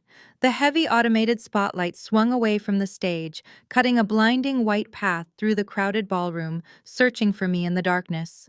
Dozens of camera lenses swiveled instantly, their flashbulbs primed and ready to capture the image of a defeated, humiliated woman shuffling forward in cheap clothes to sign away her life. The applause swelled a patronizing rhythmic clapping from a room full of people who thought they were witnessing a glorious corporate surrender. Preston stood tall at the podium, holding out a heavy gold-plated pen, his face stretched into a mask of total, absolute victory. He was waiting for me to walk up those stairs and bow to him before the world. The spotlight hit me, a blinding beam of pure white light designed to isolate and expose. It was meant to highlight a trembling, broken woman shuffling forward to surrender her dignity. Instead, the brilliant beam illuminated the sharp, immaculate lines of my custom charcoal suit. I stepped out of the shadows and began my walk down the center aisle. The patronizing applause continued for a few seconds, but as I moved deeper into the room, a profound shift rippled through the crowd. The rhythmic clapping became disorganized, then slowly died away, replaced by a rising tide of confused whispers. The elite guests filling the ballroom were trained to recognize power. They saw the aggressive cut of my bespoke tailoring, the minimalist gleam of my platinum jewelry, and the cold, unyielding confidence in my posture. I was not looking down. I was not rushing. I was gliding across the imported carpet with the steady, predatory grace of a corporate titan entering a boardroom she already owned. I passed the front row. Douglas had lowered his heavy crystal glass, his triumphant grin faltering as his eyes darted over my appearance. Barbara gripped his arm, her knuckles turning stark white. Her jaw was slightly slack, and a sudden, unexplainable panic flared in her eyes. She had expected me to arrive in cheap, ill-fitting clothes smelling of soil and desperation. She could not comprehend the imposing, untouchable figure walking past her. Brittany's manufactured adoration melted into sheer terror. She took a step back, sensing that something was catastrophically wrong with the script she had written for my public humiliation. I did not look at any of them. I kept my gaze locked entirely on the man standing at the podium. I climbed the carpeted stairs to the stage, my heels sinking silently into the plush fabric. The massive ballroom had gone completely unnervingly quiet. You could hear the faint hum of the air conditioning and the soft click of camera shutters from the press pool. Preston stood waiting at the center of the stage. The heavy gold-plated pen was still extended toward me, catching the glare of the overhead lights. His bright camera-ready smile remained locked in place for the photographers, but as I stepped up to the podium, the mask began to crack. His eyes narrowed into dark, vicious slits. He leaned in close, maintaining his fake grin for the audience, and hissed through his teeth. He ordered me to take the pen, sign the paper, and get off his stage before he ruined the rest of my miserable life. I looked at the gold pen hovering in the air between us. I did not raise my hand to take it. I did not even look at the fraudulent property transfer document resting on the podium. Instead, I reached out and wrapped my fingers firmly around the stem of the microphone. Preston's eyes widened in sudden alarm. He tightened his grip on the microphone stand, trying to hold it in place, realizing a fraction of a second too late that he was losing control of the narrative. I yanked the microphone from his grasp with a sharp, authoritative pull. A brief, piercing screech of audio feedback tore through the silent ballroom, causing several guests in the front row to flinch and cover their ears. I stood dead center on the elevated stage holding the microphone. I looked directly into the flashing lenses of the press cameras. Then I shifted my gaze to the Apex Holdings Board of Directors sitting in the VIP section, making sure I had their absolute, undivided attention. The silence in the room was absolute. It was the heavy, suffocating quiet right before a bomb detonates. I raised the microphone to my lips. My voice echoed through the massive, high-definition hotel speakers. It was smooth, resonant, and entirely devoid of fear. I announced that I would not be signing anything today. A collective audible gasp swept through the ballroom. The flashbulbs erupted in a frenzied, blinding storm, capturing the exact moment the fairy tale engagement shattered into a million jagged pieces. Down in the front row, Douglas dropped his crystal glass. It shattered violently against the marble floor, but nobody even looked down at the mess. Barbara covered her mouth with both trembling hands, her face completely drained of color, realizing the social execution she had planned for me had just reversed its target. Brittany let out a sharp, panicked squeak, looking wildly around the room as her perfect evening derailed on live camera. Preston was paralyzed for exactly 2 seconds before absolute blinding rage completely consumed him. The polished, charismatic executive vanished, replaced by a desperate, cornered animal. His face flushed a dark, violent crimson, and the veins in his neck bulged aggressively against his custom silk collar. He lunged forward, completely forgetting the elite audience, the local press, and his corporate superiors watching from the front row. He grabbed my arm, his fingers digging painfully through the fine wool of my suit. He leaned directly into my face, spit flying from his lips as he lost all remaining shreds of his sanity. He growled that I was a dead woman. He screamed at me to give him the microphone and sign the contract immediately, or he would personally destroy everything I had ever cared about. I did not pull my arm away. I did not break eye contact. I just smiled, a terrifying cold smile that made him freeze in his tracks. I looked over his shoulder past his flushed, furious face and focused on the raised technical booth at the very back of the massive ballroom. Camille was standing there, a sleek, imposing silhouette against the glowing control panels. I gave her a single, nearly imperceptible nod. Camille raised her hand and delivered a swift, sharp signal to the lead audiovisual technician. The giant, high-definition LED screen dominating the entire wall behind Preston abruptly flickered. The looping montage of their romantic engagement photos vanished, plunging the stage into darkness for a split second. Then the massive screen blazed back to life, illuminating the entire ballroom with a brand new slide. The screen glared with the stark, sterile white of a municipal government document. It was scaled up to massive proportions, making the dense legal text easily readable from the very back of the sprawling ballroom. At the top of the image, the official seal of the city zoning department sat above the bold heading for an expedited demolition permit, and at the absolute bottom of the page, magnified to the size of a luxury sedan, was the signature, my signature. Next to the forged municipal document, a secondary image materialized on the giant LED wall. It was a high-resolution scan of my actual legally verified signature pulled directly from a registered corporate filing. The visual comparison was brutal, clinical, and completely undeniable. The sharp, aggressive slant of my real handwriting utterly exposed the clumsy, rounded, desperate forgery on the demolition permit. To ensure no one in the room missed the gravity of the crime, Camille had added a bright red digital box, highlighting the severe federal perjury warning printed directly above the forged ink. A collective, sharp intake of breath sucked the oxygen right out of the ballroom. You could hear the faint, sickening sound of $100,000 illusions shattering all at once. The room was packed with seasoned executives, corporate lawyers, and politicians who understood exactly what they were looking at. They knew a Class C felony when they saw it projected in high definition. But Camille was not finished. She was a master of the corporate kill shot, and she knew exactly how to pace a public execution. The massive screen flickered again. The forged permit slid to the left, making room for a cascade of heavily redacted financial statements. These were the shadow debt portfolios. The screen displayed Preston's private limited liability companies, peeling back the complex layers of his shell corporations to reveal the massive bleeding wound of his criminal mezzanine financing.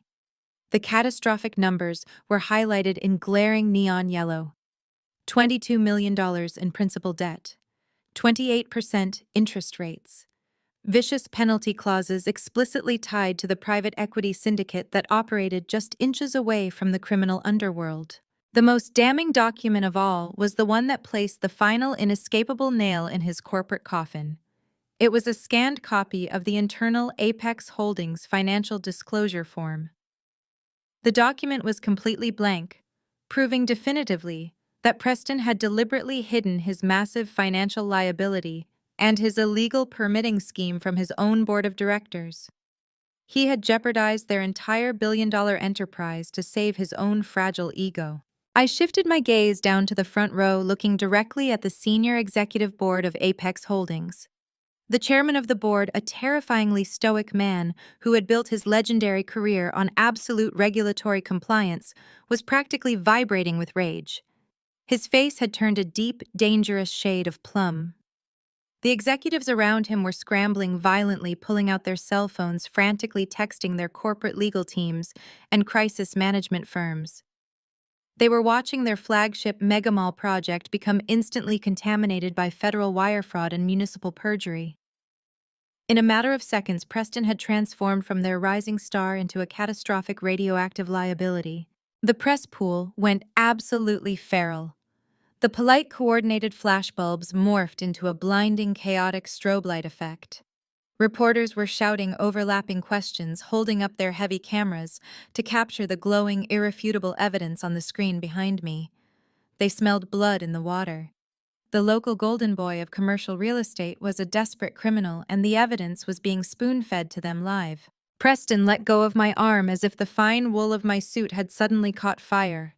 He spun around, staring up at the massive LED screen. The blood drained entirely from his face, leaving his skin a sickly pale gray. His mouth opened and closed silently, his eyes darting frantically across the financial documents he thought he had buried deep in the shadows. His mind fractured under the crushing weight of his total exposure. The realization that his career, his wealth, and his freedom were all evaporating simultaneously broke whatever fragile grip he still had on his sanity. He let out a raw, guttural scream, a sound completely devoid of human dignity or corporate polish.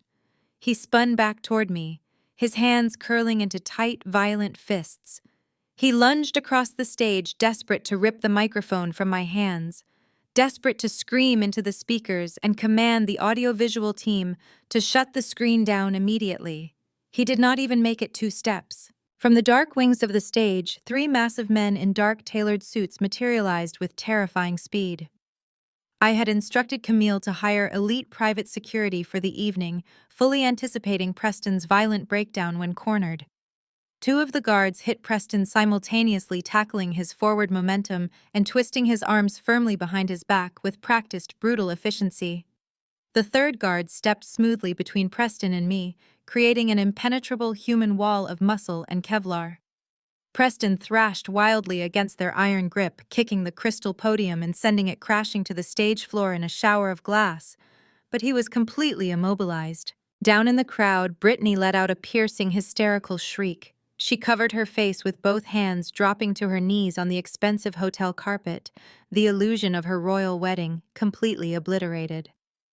Barbara was frozen in a state of absolute catatonic horror, realizing her elite social circle was currently watching her prestigious future son-in-law get restrained like a violent street criminal. It was my father who finally broke the paralysis. Douglas shoved aggressively past a stunned city councilman and stormed right up to the edge of the stage. His face was twisted into a mask of pure, irrational fury. He pointed his thick finger up at me, spittle flying from his lips, as he roared over the chaotic, deafening noise of the ballroom. He screamed at me to shut the screen off immediately. He bellowed that I was a vindictive, psychotic monster who was deliberately destroying our family reputation out of pure jealousy.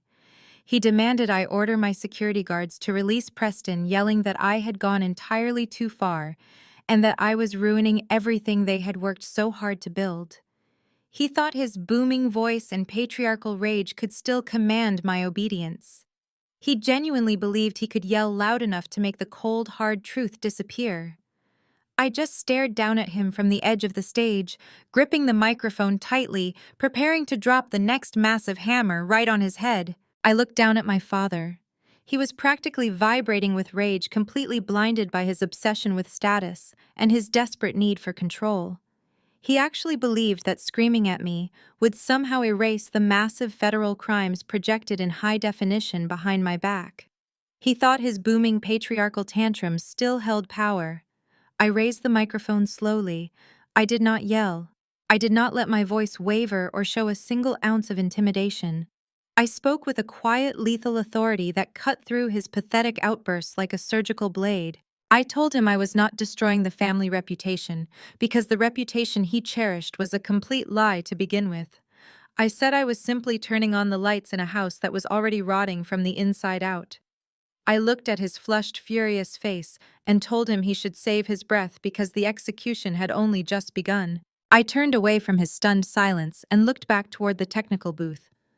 I gave Camille a second deliberate nod. The giant LED screen shifted immediately. The forged municipal demolition permit slid to the left margin, acting as a permanent glowing anchor of Preston's guilt. The center of the screen was instantly filled with a new barrage of heavily redacted, highly sensitive financial documents. These were not municipal forms. These were the predatory mezzanine loan agreements Preston had signed with the private equity syndicate. I paced slowly across the stage, taking on the role of the ultimate corporate tour guide for his financial ruin.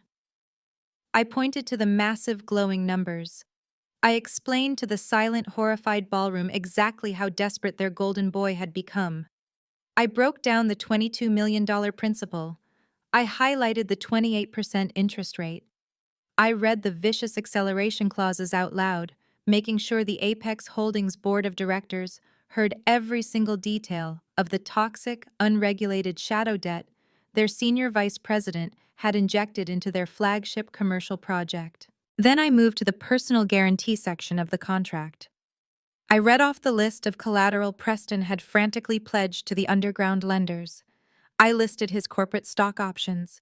I listed his luxury vehicles. I listed his personal bank accounts. And finally, I listed the future marital estate he had promised to my sister. Down in the front row, Brittany stopped her hysterical shrieking. The horrific reality of my words slammed into her like a physical blow. Her arrogant, triumphant demeanor dissolved into absolute hyperventilating panic.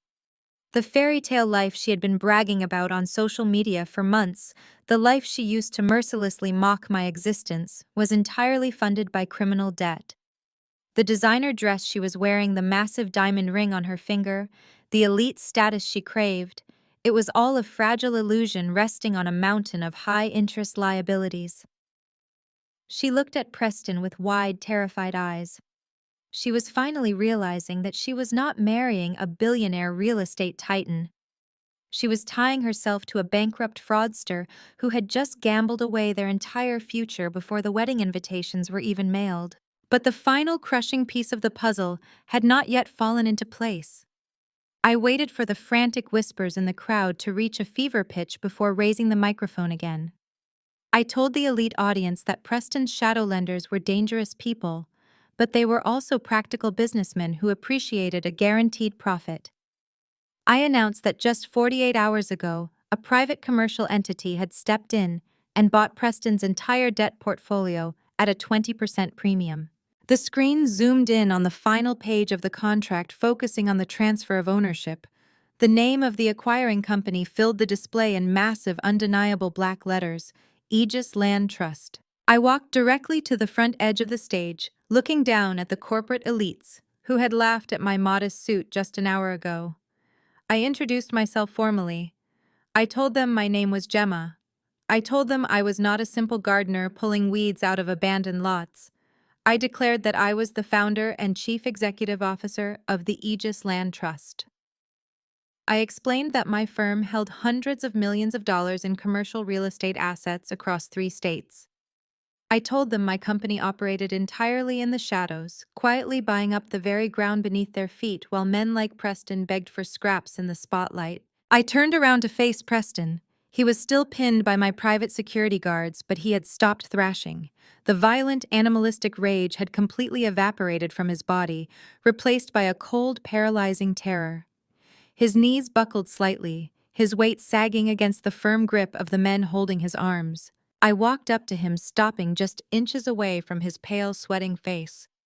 I told him that I did not just own the crucial piece of land blocking his mega mall. I told him I now owned every single financial liability attached to his name. I owned his leased cars. I owned his empty bank accounts. I owned his future. Because he had committed a felony by forging my signature, he had legally triggered the default clause on his loans.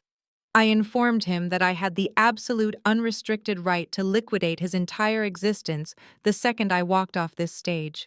Preston stared at me, his mouth opening and closing in a desperate, silent panic. He tried to speak, but his vocal cords refused to cooperate. He stammered, a pathetic, broken sound escaping his throat as his brain short-circuited. His eyes darted wildly, searching my face for any sign of a joke, any hint of mercy. He found nothing but the cold, calculating stare of an apex predator. He simply could not process the catastrophic reality crashing down on his head. The woman he had relentlessly mocked all evening, the person he had called a dirt-covered peasant and a useless piece of trash, was actually a ruthless billionaire. And she was currently holding his entire life in the palm of her hand, ready to crush it into dust. The silence that followed my declaration was absolute and suffocating. Preston's eyes, wide and bloodshot, remained locked on mine. He was entirely trapped in a state of cognitive dissonance, unable to reconcile the magnificent, untouchable billionaire standing before him with the dirt-covered failure he had mercilessly ridiculed just an hour prior. He was suffocating under the crushing weight of his own hubris. From the edge of the stage, the sharp, rhythmic clicking of high heels broke the heavy silence. Camille ascended the carpeted stairs with the lethal, unhurried grace of a seasoned executioner. She bypassed the shattered remains of the crystal podium and walked directly toward Preston. In her impeccably manicured hand, she held a crisp, stark white envelope bearing the embossed, unmistakable logo of Apex Holdings. Preston stared at the envelope as if it were a venomous snake. His chest heaved with shallow, erratic breaths. He knew exactly what corporate stationery looked like when it was delivered by a hostile attorney outside of standard business hours. He tried to take a step backward, but the private security guards held him firmly in place, forcing him to face the consequences of his arrogance. Camille did not hand the envelope to him immediately. She turned slightly, ensuring her profile was perfectly framed for the press cameras lining the ballroom floor.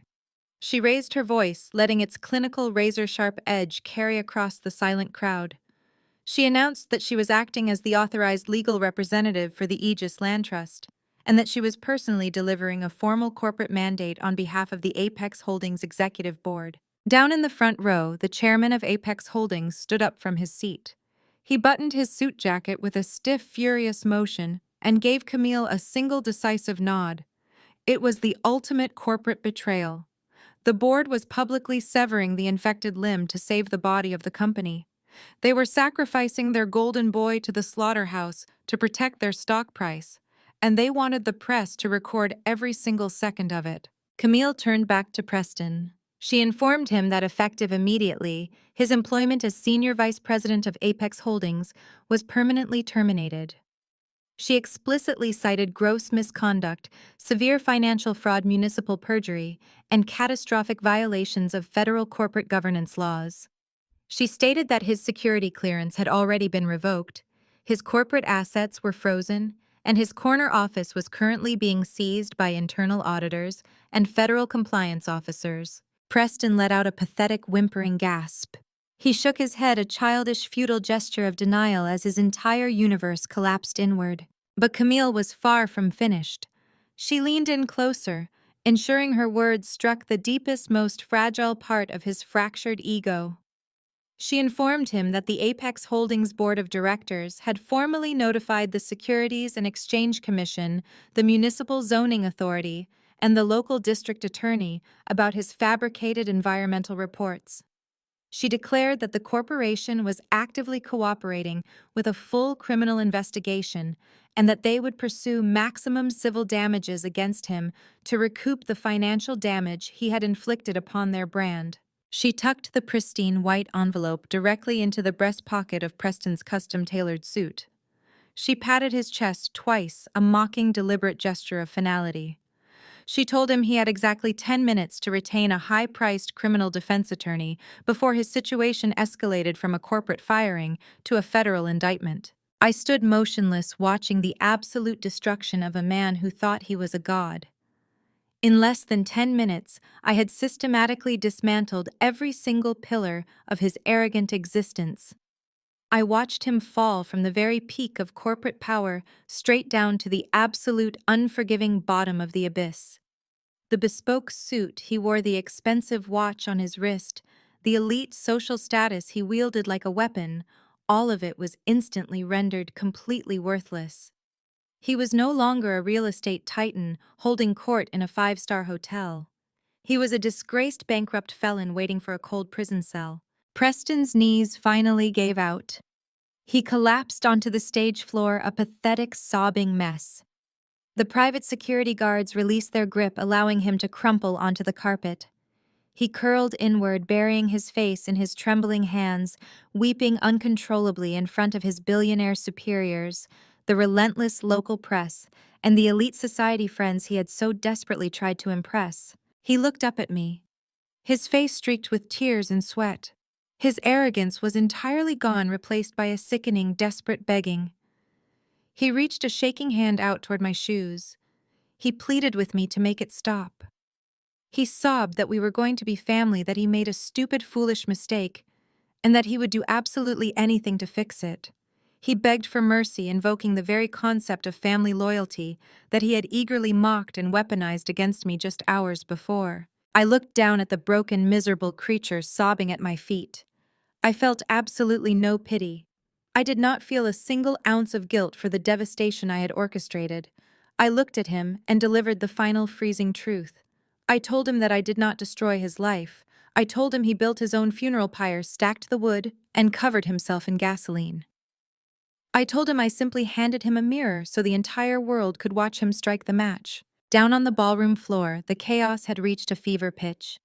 The reporters were shouting into their phones, calling their news desks to secure the front-page headlines for the morning editions. The corporate executives were briskly walking toward the exits, desperate to distance themselves from the radioactive fallout of Preston's engagement party. Brittany was still on her knees, screaming hysterically into her hands, completely ignored by the man who was supposed to elevate her to high society. Douglas and Barbara stood frozen, their faces gray and slack, their dreams of generational wealth burning to ash right in front of their eyes. The string quartet had long since fled. The heavy, suffocating silence of the room was broken only by Preston's ragged sobbing and the frantic clicking of camera shutters capturing his utter demise. Then a new sound cut through the heavy acoustic glass of the hotel ballroom. It started as a faint, distant wail echoing through the downtown streets. It grew louder, more urgent, and entirely undeniable. The sharp, piercing shriek of multiple police sirens pierced the night air, converging rapidly on the Grand Plaza Hotel.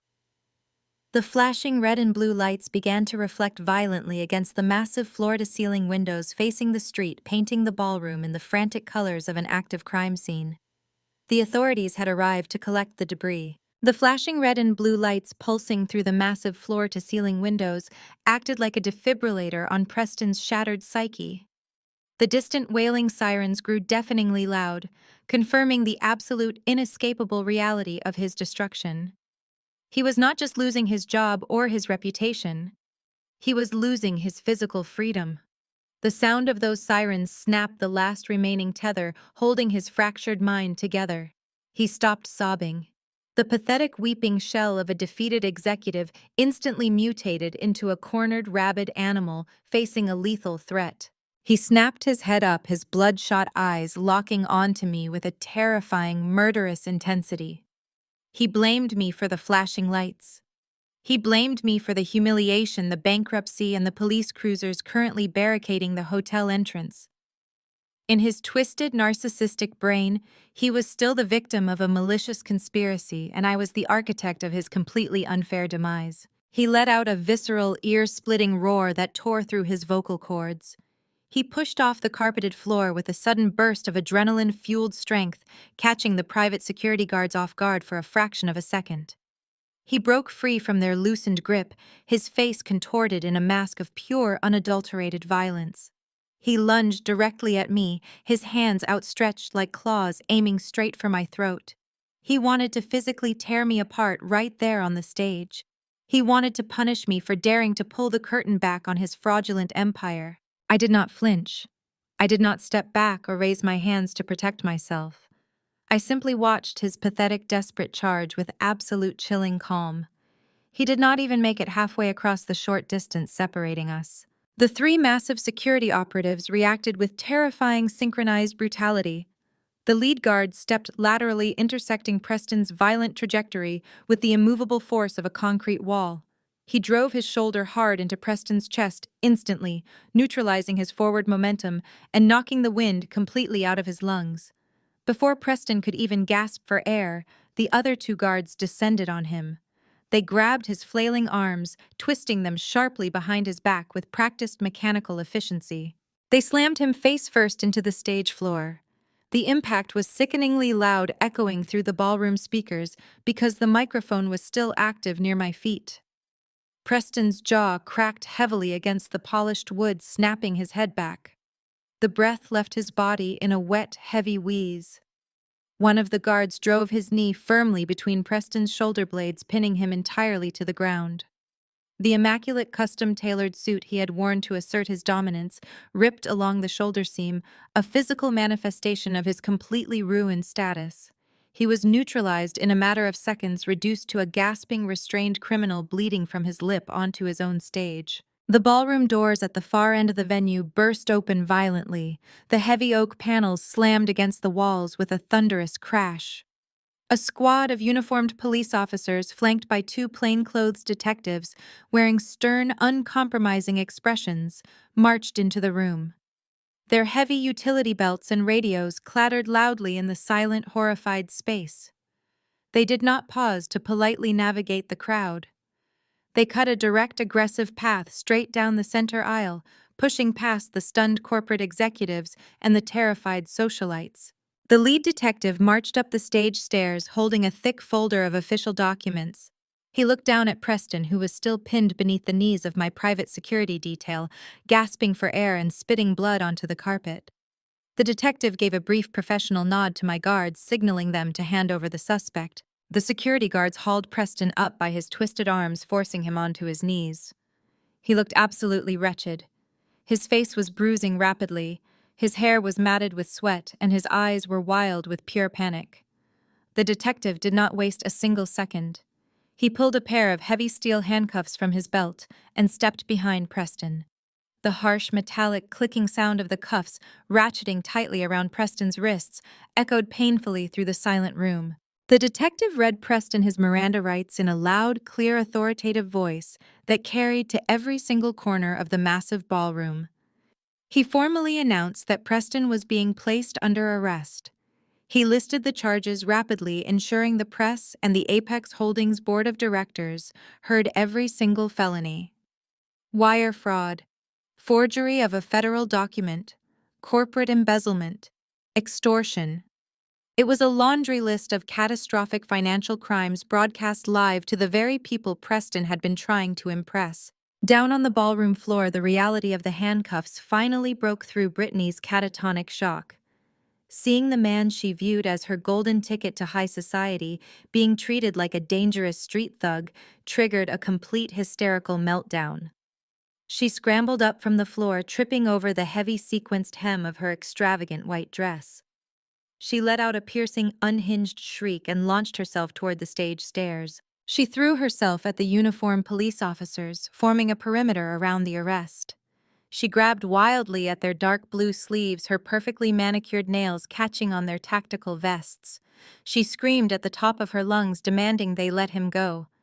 She sobbed that it was all a massive mistake, that Preston was a billionaire, that he was an elite corporate executive who did not belong in handcuffs. She pointed a shaking, furious finger at me, shrieking to the police that I was the real criminal, that I had set him up, and that I was a jealous, psychotic liar trying to ruin her wedding. The officers did not entertain her delusions for a single second. A female officer firmly grabbed Brittany by the shoulders and shoved her back down the stairs, warning her in a sharp, authoritative tone that if she interfered with an active federal arrest, she would be placed in handcuffs right next to her fiancé. Brittany collapsed into a weeping, hyperventilating heap at the base of the stage. Her designer dress was torn and stained. Her expensive makeup ran down her face in thick, dark streaks. She looked completely pathetic, a hollow, status-obsessed woman watching her entire fabricated identity evaporate into thin air. Barbara rushed forward to grab her daughter, trying desperately to pull her away from the cameras, but the damage was already done. The media pool went into an absolute feeding frenzy. The flashbulbs erupted in a blinding, continuous wave of bright white light. Reporters shoved their microphones forward, shouting questions over the chaotic noise of the room. They captured every single agonizing detail of the destruction. They photographed Preston bleeding and handcuffed. They recorded Brittany screaming and fighting the police. They documented Douglas and Barbara hiding their faces in deep, irredeemable shame. The detective yanked Preston to his feet by his biceps. Preston stumbled, his legs shaking violently, unable to support his own weight. He looked around the room, his eyes wide and vacant, searching for a single sympathetic face. He found absolutely none. The corporate elites he had tried to charm were looking at him with sheer disgust. The politicians he had tried to bribe were turning their backs. The officers marched Preston forward, frog marching him down the center aisle of the ballroom. He was paraded right through the middle of his own opulent engagement gala, stumbling in his ruined suit, his hands bound tightly behind his back. The bright, relentless flashing of the cameras followed his every agonizing step, ensuring that his public spectacular downfall would be permanently etched into the digital history of the city. He was being hauled away in total suffocating disgrace, leaving nothing behind but the smoking crater of his own arrogance. The heavy oak doors of the grand ballroom swung shut, sealing away the chaotic spectacle of Preston's arrest. The flashing red and blue lights faded from the towering windows, leaving the opulent room bathed in a harsh, uncomfortable stillness. The elite guests, the press, and the corporate executives stood frozen, processing the sheer magnitude of the public execution they had just witnessed. But down on the floor, amidst the shattered glass and discarded champagne flutes, a different kind of realization was taking root. Douglas and Barbara were not looking at the doors where their future son-in-law had just been dragged away in handcuffs. They were looking up at me. Their eyes were wide, calculating, and suddenly filled with a sickening, ravenous hunger. The math was finally clicking in their status-obsessed brains. The daughter they had mercilessly abused and dismissed as a dirt-covered peasant was a billionaire. The transformation was instantaneous and absolutely grotesque. The deep purple flush of rage that had contorted my father's face just minutes ago completely evaporated. He stood at the base of the stage, smoothing his tie, his posture shifting from hostile aggression to eager, submissive anticipation. My mother's catatonic horror dissolved even faster instantly, replaced by a frantic, manufactured warmth. Barbara smoothed down the front of her expensive dress, stepped right over her weeping, hysterical eldest daughter on the floor, and practically sprinted up the carpeted stairs of the stage. She did not look at the broken podium or the heavy boots of my private security detail. She rushed directly toward me, her arms outstretched, tears streaming down her face. They were not tears of shock or sorrow. They were perfect, glittering crocodile tears, summoned on demand by the intoxicating scent of unimaginable wealth. Before I could step back, Barbara grabbed my right hand, clasping it between both of her palms with a desperate, suffocating grip. Her skin was clammy and cold. She looked up at me, her face stretched into a mask of overwhelming maternal pride. She gasped, her voice trembling with practiced theatricality, and told me she finally understood everything. She cried out that I had orchestrated this entire elaborate trap solely to protect my sister from a dangerous, manipulative fraudster. She squeezed my hand tighter loudly, declaring to the silent ballroom that she always knew I possessed a brilliant protective mind. She actually sobbed, exclaiming that I had stepped in to save the family from total ruin, and that I was truly the absolute blood of this family. A wave of pure, unadulterated revulsion crashed through my system so intense it almost made me physically nauseous. I stared down at the woman weeping fake tears of gratitude onto my custom suit sleeve.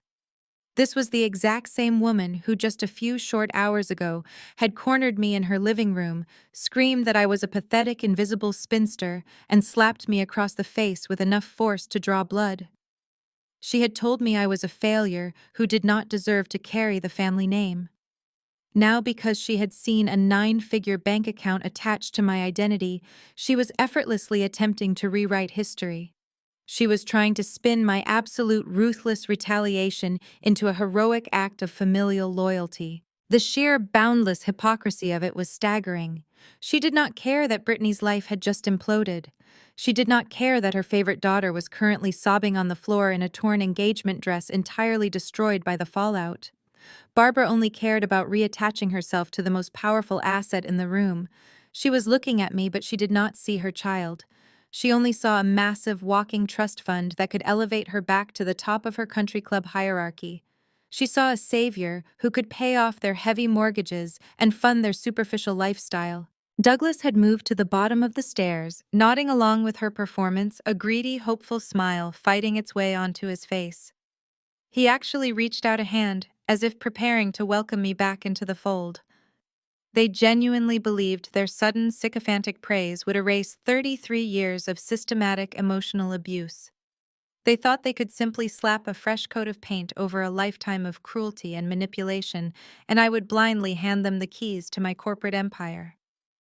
They relied on the societal expectation that family forgives everything, entirely underestimating the cold-hardened armor they had forced me to build. I looked at my hand trapped between Barbara's manicured fingers. I did not feel a single ounce of familial connection. I felt nothing but a cold, clinical disgust for the parasite standing before me. I locked my eyes directly onto hers, letting the freezing, predatory emptiness of my stare pierce straight through her pathetic facade. I slowly, deliberately ripped my hand out of her grasp. I pulled away with such cold, definitive force that Barbara stumbled forward slightly, her fake smile faltering as her hands grasped at empty air. The sudden physical rejection sent a shockwave of panic across her face. The illusion she was desperately trying to weave fractured instantly. I took a deliberate step backward, putting a clear, impassable physical boundary between us. I did not yell. I did not waste my breath engaging with her delusional narrative or pointing out the blatant contradiction of her actions. I looked past her horrified expression, past my father's crumbling smile, and focused entirely on the raised technical booth at the back of the ballroom. Camille was standing at the control panel, watching the pathetic family reunion with a look of absolute righteous disdain. I raised my hand and gave Camille one final, definitive signal. The time for talking and physical posturing was officially over. It was time to let the ghosts of their own making speak for themselves. Camille did not hesitate. From her elevated vantage point in the technical booth, she looked down at the pathetic tableau unfolding on the ballroom floor. She saw my mother desperately clutching at the empty space where my hand had been trying to maintain the sickening facade of maternal devotion in front of the city's most powerful people. Camille's lips curled into a sharp, unforgiving smirk. She reached out and pressed a single glowing button on the master audio control board. The high-fidelity acoustic matrix of the Grand Plaza Hotel was designed to broadcast symphony orchestras with crystal-clear precision. When Camille triggered the audio file, the system did not just play the recording, it weaponized it. The heavy, suffocating silence of the ballroom was instantly shattered by the sharp, undeniable sound of shattering glass. The audio from my father throwing the heavy crystal vase across our living room echoed from every corner of the massive venue, causing several guests in the front rows to jump in alarm. Then came the voices. The digital recording was pristine, capturing every single nuance of the vicious, unrestrained hatred my family had hurled at me just days prior. My father's booming, aggressive voice filled the room, roaring that I was an ungrateful parasite and threatening to completely destroy my life. The corporate executives and elite socialites who just minutes ago had viewed Douglas as a respectable patriarch now listened in absolute horror as his true unhinged nature was broadcast for everyone to hear. But the most devastating blow was yet to come. The audio track seamlessly shifted to my mother. The guests who were currently staring at the weeping, seemingly affectionate woman standing on the stage stairs were suddenly assaulted by the reality of her true character. Her voice, pumped through the surround sound speakers stripped entirely of its refined country club polish. It was shrill, manic, and dripping with pure, unadulterated venom. The crowd listened as Barbara screamed that I was a spinster, that I was entirely invisible, and that my sole purpose in life was to serve as a financial stepping stone for my sister's social ascension. Down on the floor, Barbara froze. The fake, glittering crocodile tears instantly dried up. Her mouth fell open in a silent, horrified scream as she recognized her own voice echoing off the vaulted ceilings. She raised her trembling hands and clamped them tightly over her ears, frantically shaking her head, as if she could somehow physically block out the undeniable proof of her own monstrous behavior. Then came the climax of the recording. The entire ballroom held its collective breath as the audio captured the exact moment Barbara closed the distance between us in the living room. The sharp, visceral crack of skin violently striking skin cracked like a whip through the hotel's speakers. The sound of the slap was so crisp, so unmistakably violent that several women in the audience actually gasped and covered their mouths in shock. Immediately following the sound of the physical blow, Barbara's recorded voice shrieked with absolute, unrestrained fury. "You failure! You do not deserve to carry this family name!" Camille cut the audio feed abruptly. The sudden return of absolute silence was far more deafening than the screaming had been. The social execution was completely irreversibly finalized. The illusion was dead. The elite guests, the politicians, and the powerful executives stared at Barbara and Douglas with a level of disgust so profound it was almost palpable. They had just witnessed a masterclass in sociopathic hypocrisy. The woman who had just run up to the stage weeping fake tears and calling me her beloved blood was the exact same woman who had violently struck me across the face and called me a worthless failure. The judgment of the crowd was immediate and ruthless. The wealthy socialites Barbara had spent her entire adult life desperately trying to impress were now looking at her as if she were an infectious disease. People began physically stepping away from Douglas, creating a wide, isolating circle of contempt around my parents. The whispered insults began to ripple through the room. Words like disgusting, abusive, and fraudulent hissed from the lips of the very people my family worshipped. They were completely permanently exiled from the only society they cared about. I stood on the edge of the stage looking down at the broken, shivering woman who had tormented me for 33 years. Barbara slowly lowered her hands from her ears. Her face was a mask of absolute paralyzing devastation.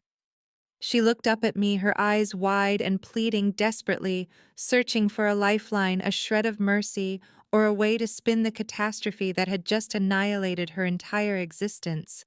She found absolutely nothing. I looked directly into her terrified, trembling eyes. I did not raise my voice.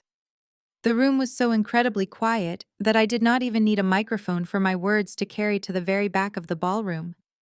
I told her she was absolutely right. I kept my voice smooth, cold, and entirely devoid of any familial affection. I told her that I truly did not deserve to carry the heavy, suffocating rot of her family name. I told her that the title of daughter was a shackle I was finally permanently taking off. I looked at Douglas, who was staring at the floor in utter, irredeemable shame, and then down at Brittany, who was still weeping into the ruined fabric of her engagement dress. I swept my gaze over the burning wreckage of their grand, superficial empire. I offered them a cold, sharp smile, delivering the final sarcastic twist of the blade. I wished them a very happy engagement. I turned my back on them without a single ounce of hesitation. I did not look back to see Barbara collapse onto the stairs, and I did not care if Douglas was weeping. I walked purposefully toward the side of the stage, descending the steps with the steady, measured pace of a woman who had just won a war she never wanted to fight, but absolutely dominated once it began. Camille had already descended from the technical booth. She stood at the base of the stairs, her arms crossed, a look of profound, victorious satisfaction etched across her sharp features. We fell into step beside each other, our heels clicking in perfect unison against the polished marble floor of the grand aisle. As we walked toward the massive exit doors, the sea of elite guests parted for us. They did not just step aside, they actively cleared a wide, respectful path. The looks of contempt they had directed at my family were replaced by expressions of awe, fear, and undeniable respect as I walked past. They were looking at a billionaire who had just systematically dismantled a corporate fraudster, seized a commercial empire, and publicly executed her toxic abusers without ever breaking a sweat. We walked through the heavy, revolving glass doors and out into the cool, crisp night air. The frantic flashing lights of the police cruisers were still illuminating the valet lane where Preston was currently being shoved into the back of a squad car. I did not even glance in his direction. I breathed in the fresh air, feeling the absolute intoxicating rush of total freedom. The chains were gone. The empire was secure. I stepped into the back of my waiting town car, leaving the smoldering ashes of my former family far behind in the rearview mirror. The leather seats of the town car offered a quiet, immaculate sanctuary as the frantic flashing lights of the police cruisers faded into the distance. Camille poured 2 glasses of aged scotch from the vehicle's discreet minibar. We touched our crystal glasses together, a silent, powerful toast to the absolute precision of the corporate slaughter we had just executed. But the true devastation, the real architectural collapse of their superficial empire, did not happen all at once that night. It unfolded over the next 3 weeks, with the terrifying, unstoppable momentum of a catastrophic landslide. Preston's demise was swift and clinical. The federal prosecutors did not offer him a single ounce of leniency. Apex Holdings handed over every piece of internal communication, throwing him entirely under the bus to save their own stock valuation and distance themselves from his toxic shadow debt. He was denied bail, deemed a severe flight risk due to his massive, unregulated financial liabilities. The private equity syndicate, realizing their loans were now legally owned by Aegis Land Trust, completely abandoned him. Sitting in a cold federal detention center, Preston faced a staggering list of indictments that carried a mandatory minimum sentence of 25 years. Because I had officially triggered the default clauses on his loans, Camille systematically liquidated his entire existence. His luxury cars were impounded, his accounts were drained to absolute zero, and his identity as a corporate titan was permanently erased from the earth. Brittany experienced a much more public, agonizing destruction. The high-definition footage of her hysterical, shrieking meltdown on the ballroom floor went viral by the very next morning. The internet is a ruthless judge of character, and millions of strangers immediately branded her the ultimate delusional gold digger. The elite public relations firm where she worked, horrified by her association with a massive federal fraud scandal and her unhinged assault on police officers, terminated her employment before noon on Monday. Every lifestyle brand and boutique sponsor she had meticulously cultivated dropped her instantly. Her carefully curated social media accounts became absolute war zones, flooded with hundreds of thousands of mocking, vicious comments. She was forced to delete her entire online presence, effectively vaporizing the only identity she actually cared about. She was no longer a glamorous bride-to-be. She was a national laughingstock, permanently exiled from the digital high society she worshipped. But the most satisfying poetic collapse belonged to Douglas and Barbara. Their financial ruin was not just a byproduct of the scandal. It was a direct, fatal result of their own blinding, unfathomable greed. During the discovery phase of Preston's asset liquidation, Camille uncovered a deeply hidden financial transfer. My parents had not just maxed out their credit cards for a lavish engagement party. Seduced by Preston's arrogant promises of elite wealth, Douglas had secretly taken out a massive predatory second mortgage on their faux Tuscan mansion. He had dumped their entire life savings and the remaining equity of their home into Preston's Shadow Corporation, hoping to reap massive dividends from the Crown Ridge mega mall. When Preston was arrested and the project was permanently halted by the federal government, their entire investment evaporated into thin air.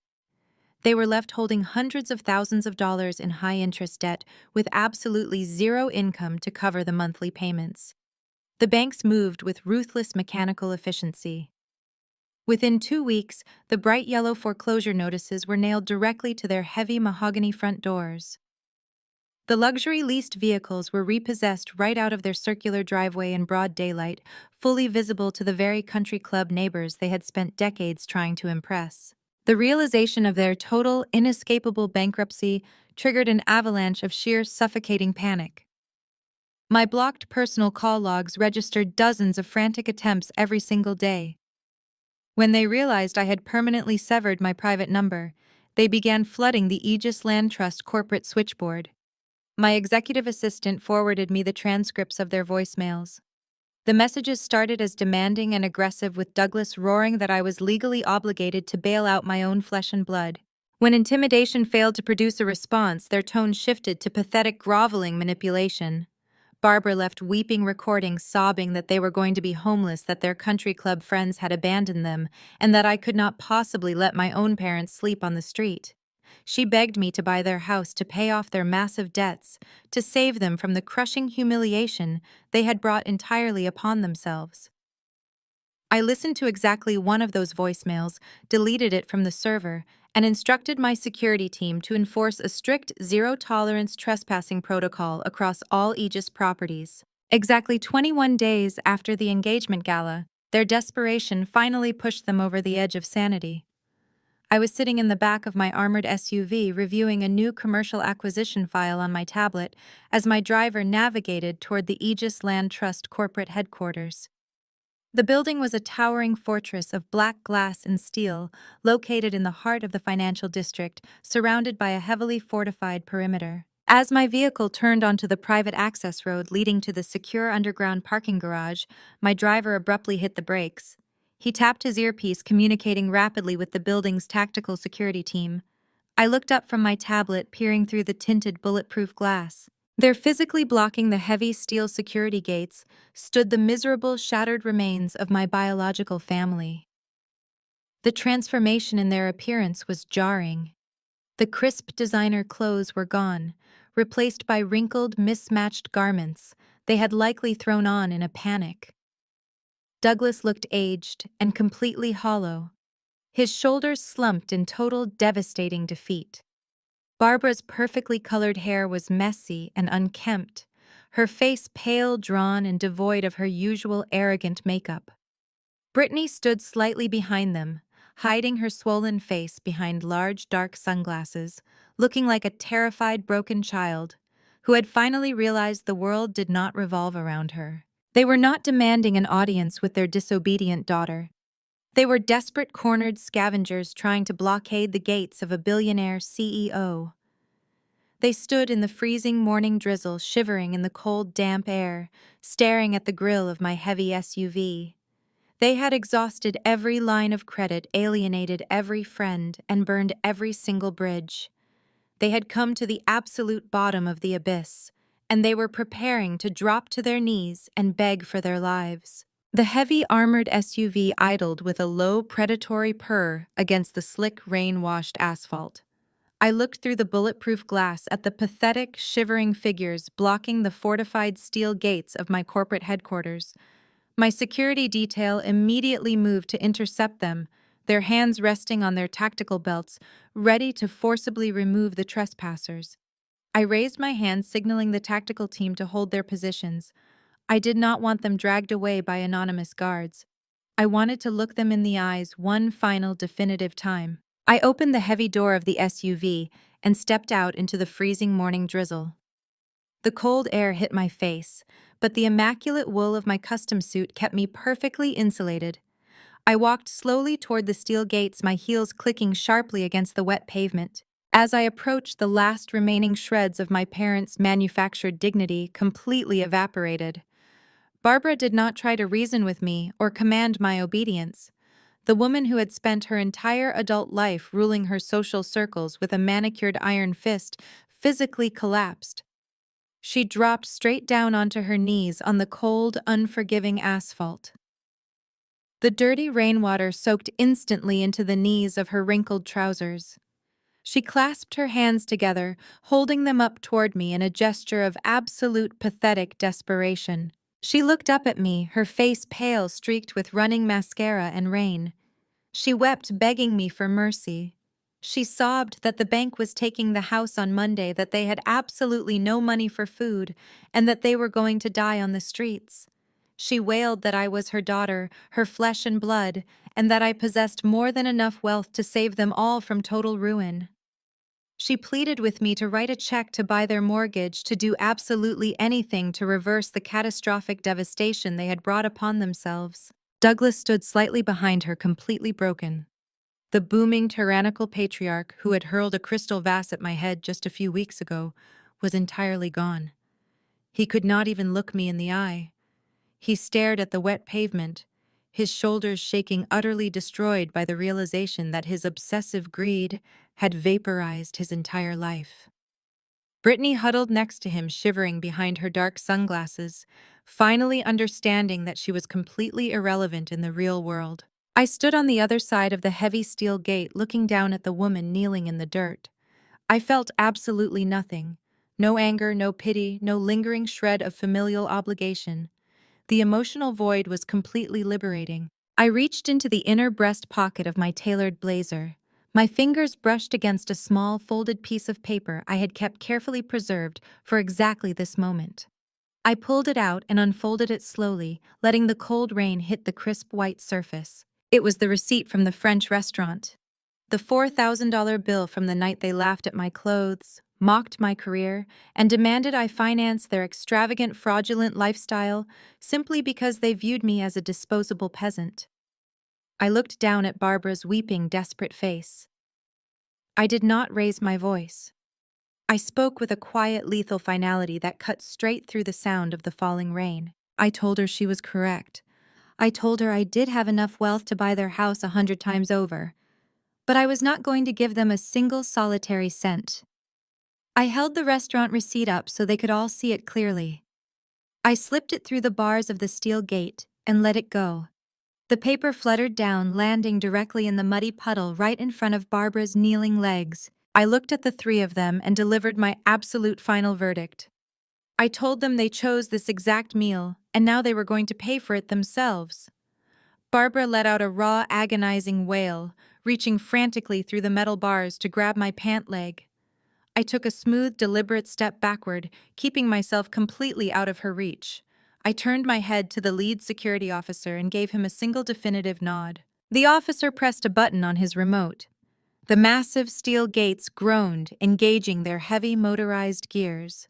The thick metal barriers began to slide shut with a definitive mechanical finality.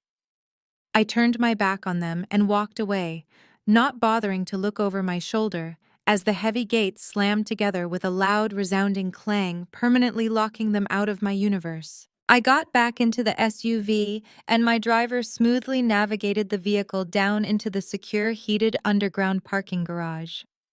The sounds of my mother's hysterical sobbing were instantly severed, replaced by the quiet, humming efficiency of my corporate fortress.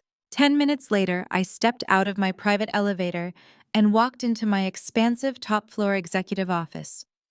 The entire back wall was made of reinforced glass, offering a sweeping panoramic view of the city skyline. The storm raged outside, painting the high-rises in shades of gray and silver, but inside my office, the atmosphere was perfectly still, warm and silent. I walked over to my massive mahogany desk. Sitting perfectly centered on the polished wood was a thick leather binder. It was the finalized legal charter for a brand new philanthropic initiative I had instructed Camille to draft. I was using a massive portion of the profits I had seized from Preston's shadow debt to establish an aggressive venture capital fund. The fund was specifically designed to provide massive, unencumbered financial backing to young female entrepreneurs who were building businesses from the dirt women who had been rejected, mocked, and entirely cut off by their own toxic families. I was going to use my empire to ensure that thousands of brilliant, marginalized women would never have to beg for a seat at the table again. They were going to own the building. I placed my hands on the cool glass of the window, looking out over the sprawling city that I quietly commanded. A profound, absolute sense of peace settled deep into my bones. The decades of gaslighting, the relentless psychological abuse, the endless exhausting cycle of trying to earn the love of people who were fundamentally incapable of giving it was all completely eradicated. I had clawed my way out of the mud enduring their vicious mockery and their relentless attempts to break my spirit. They thought their cruel words and their social status made them untouchable. They thought they could casually destroy me and face zero consequences. But the ultimate truth is a terrifying, unstoppable force. I looked at my reflection in the glass and smiled a genuine, completely unburdened smile. Do not ever waste your time trying to prove your worth to blind people. Do not scream, do not argue, and do not beg for their validation. Just walk away. Build your empire in absolute silence, fortify your boundaries with unbreakable steel, and when the time is exactly right, step back and let the cold, hard truth slap them right in the face. The most profound lesson embedded in this story is the devastating power of silent resilience. Society often teaches us that we must aggressively defend our worth when faced with toxic individuals, especially family members. We are conditioned to argue, to scream back, and to desperately present evidence of our value to people who are fundamentally committed to misunderstanding us. However, this journey proves that the ultimate defense against narcissistic abuse is building your empire in absolute silence. When you are surrounded by people who view you as a scapegoat, engaging in their theatrical drama only drains your energy and feeds their ego. The family in the story thrived on making the protagonist feel small, using their superficial status to mask their own financial and moral bankruptcy. If she had spent her life trying to convince them of her worth, she would have remained trapped in their toxic cycle. Instead, she redirected all that emotional energy into tangible, quiet growth. She understood that you cannot heal in the same environment that broke you, and you certainly cannot negotiate respect from people who profit from your subjugation. True power is inherently quiet. It does not need to boast at dinner parties or demand validation from the blind. When you focus entirely on your own growth, you create an impenetrable fortress. The climax of the story is not just about financial revenge. It is about the sudden blinding realization that the people who thought they were stepping on you were actually standing in the palm of your hand. Your success becomes the mirror that exposes their absolute failure. Stop begging for a seat at tables where you are disrespected and start building your own room today.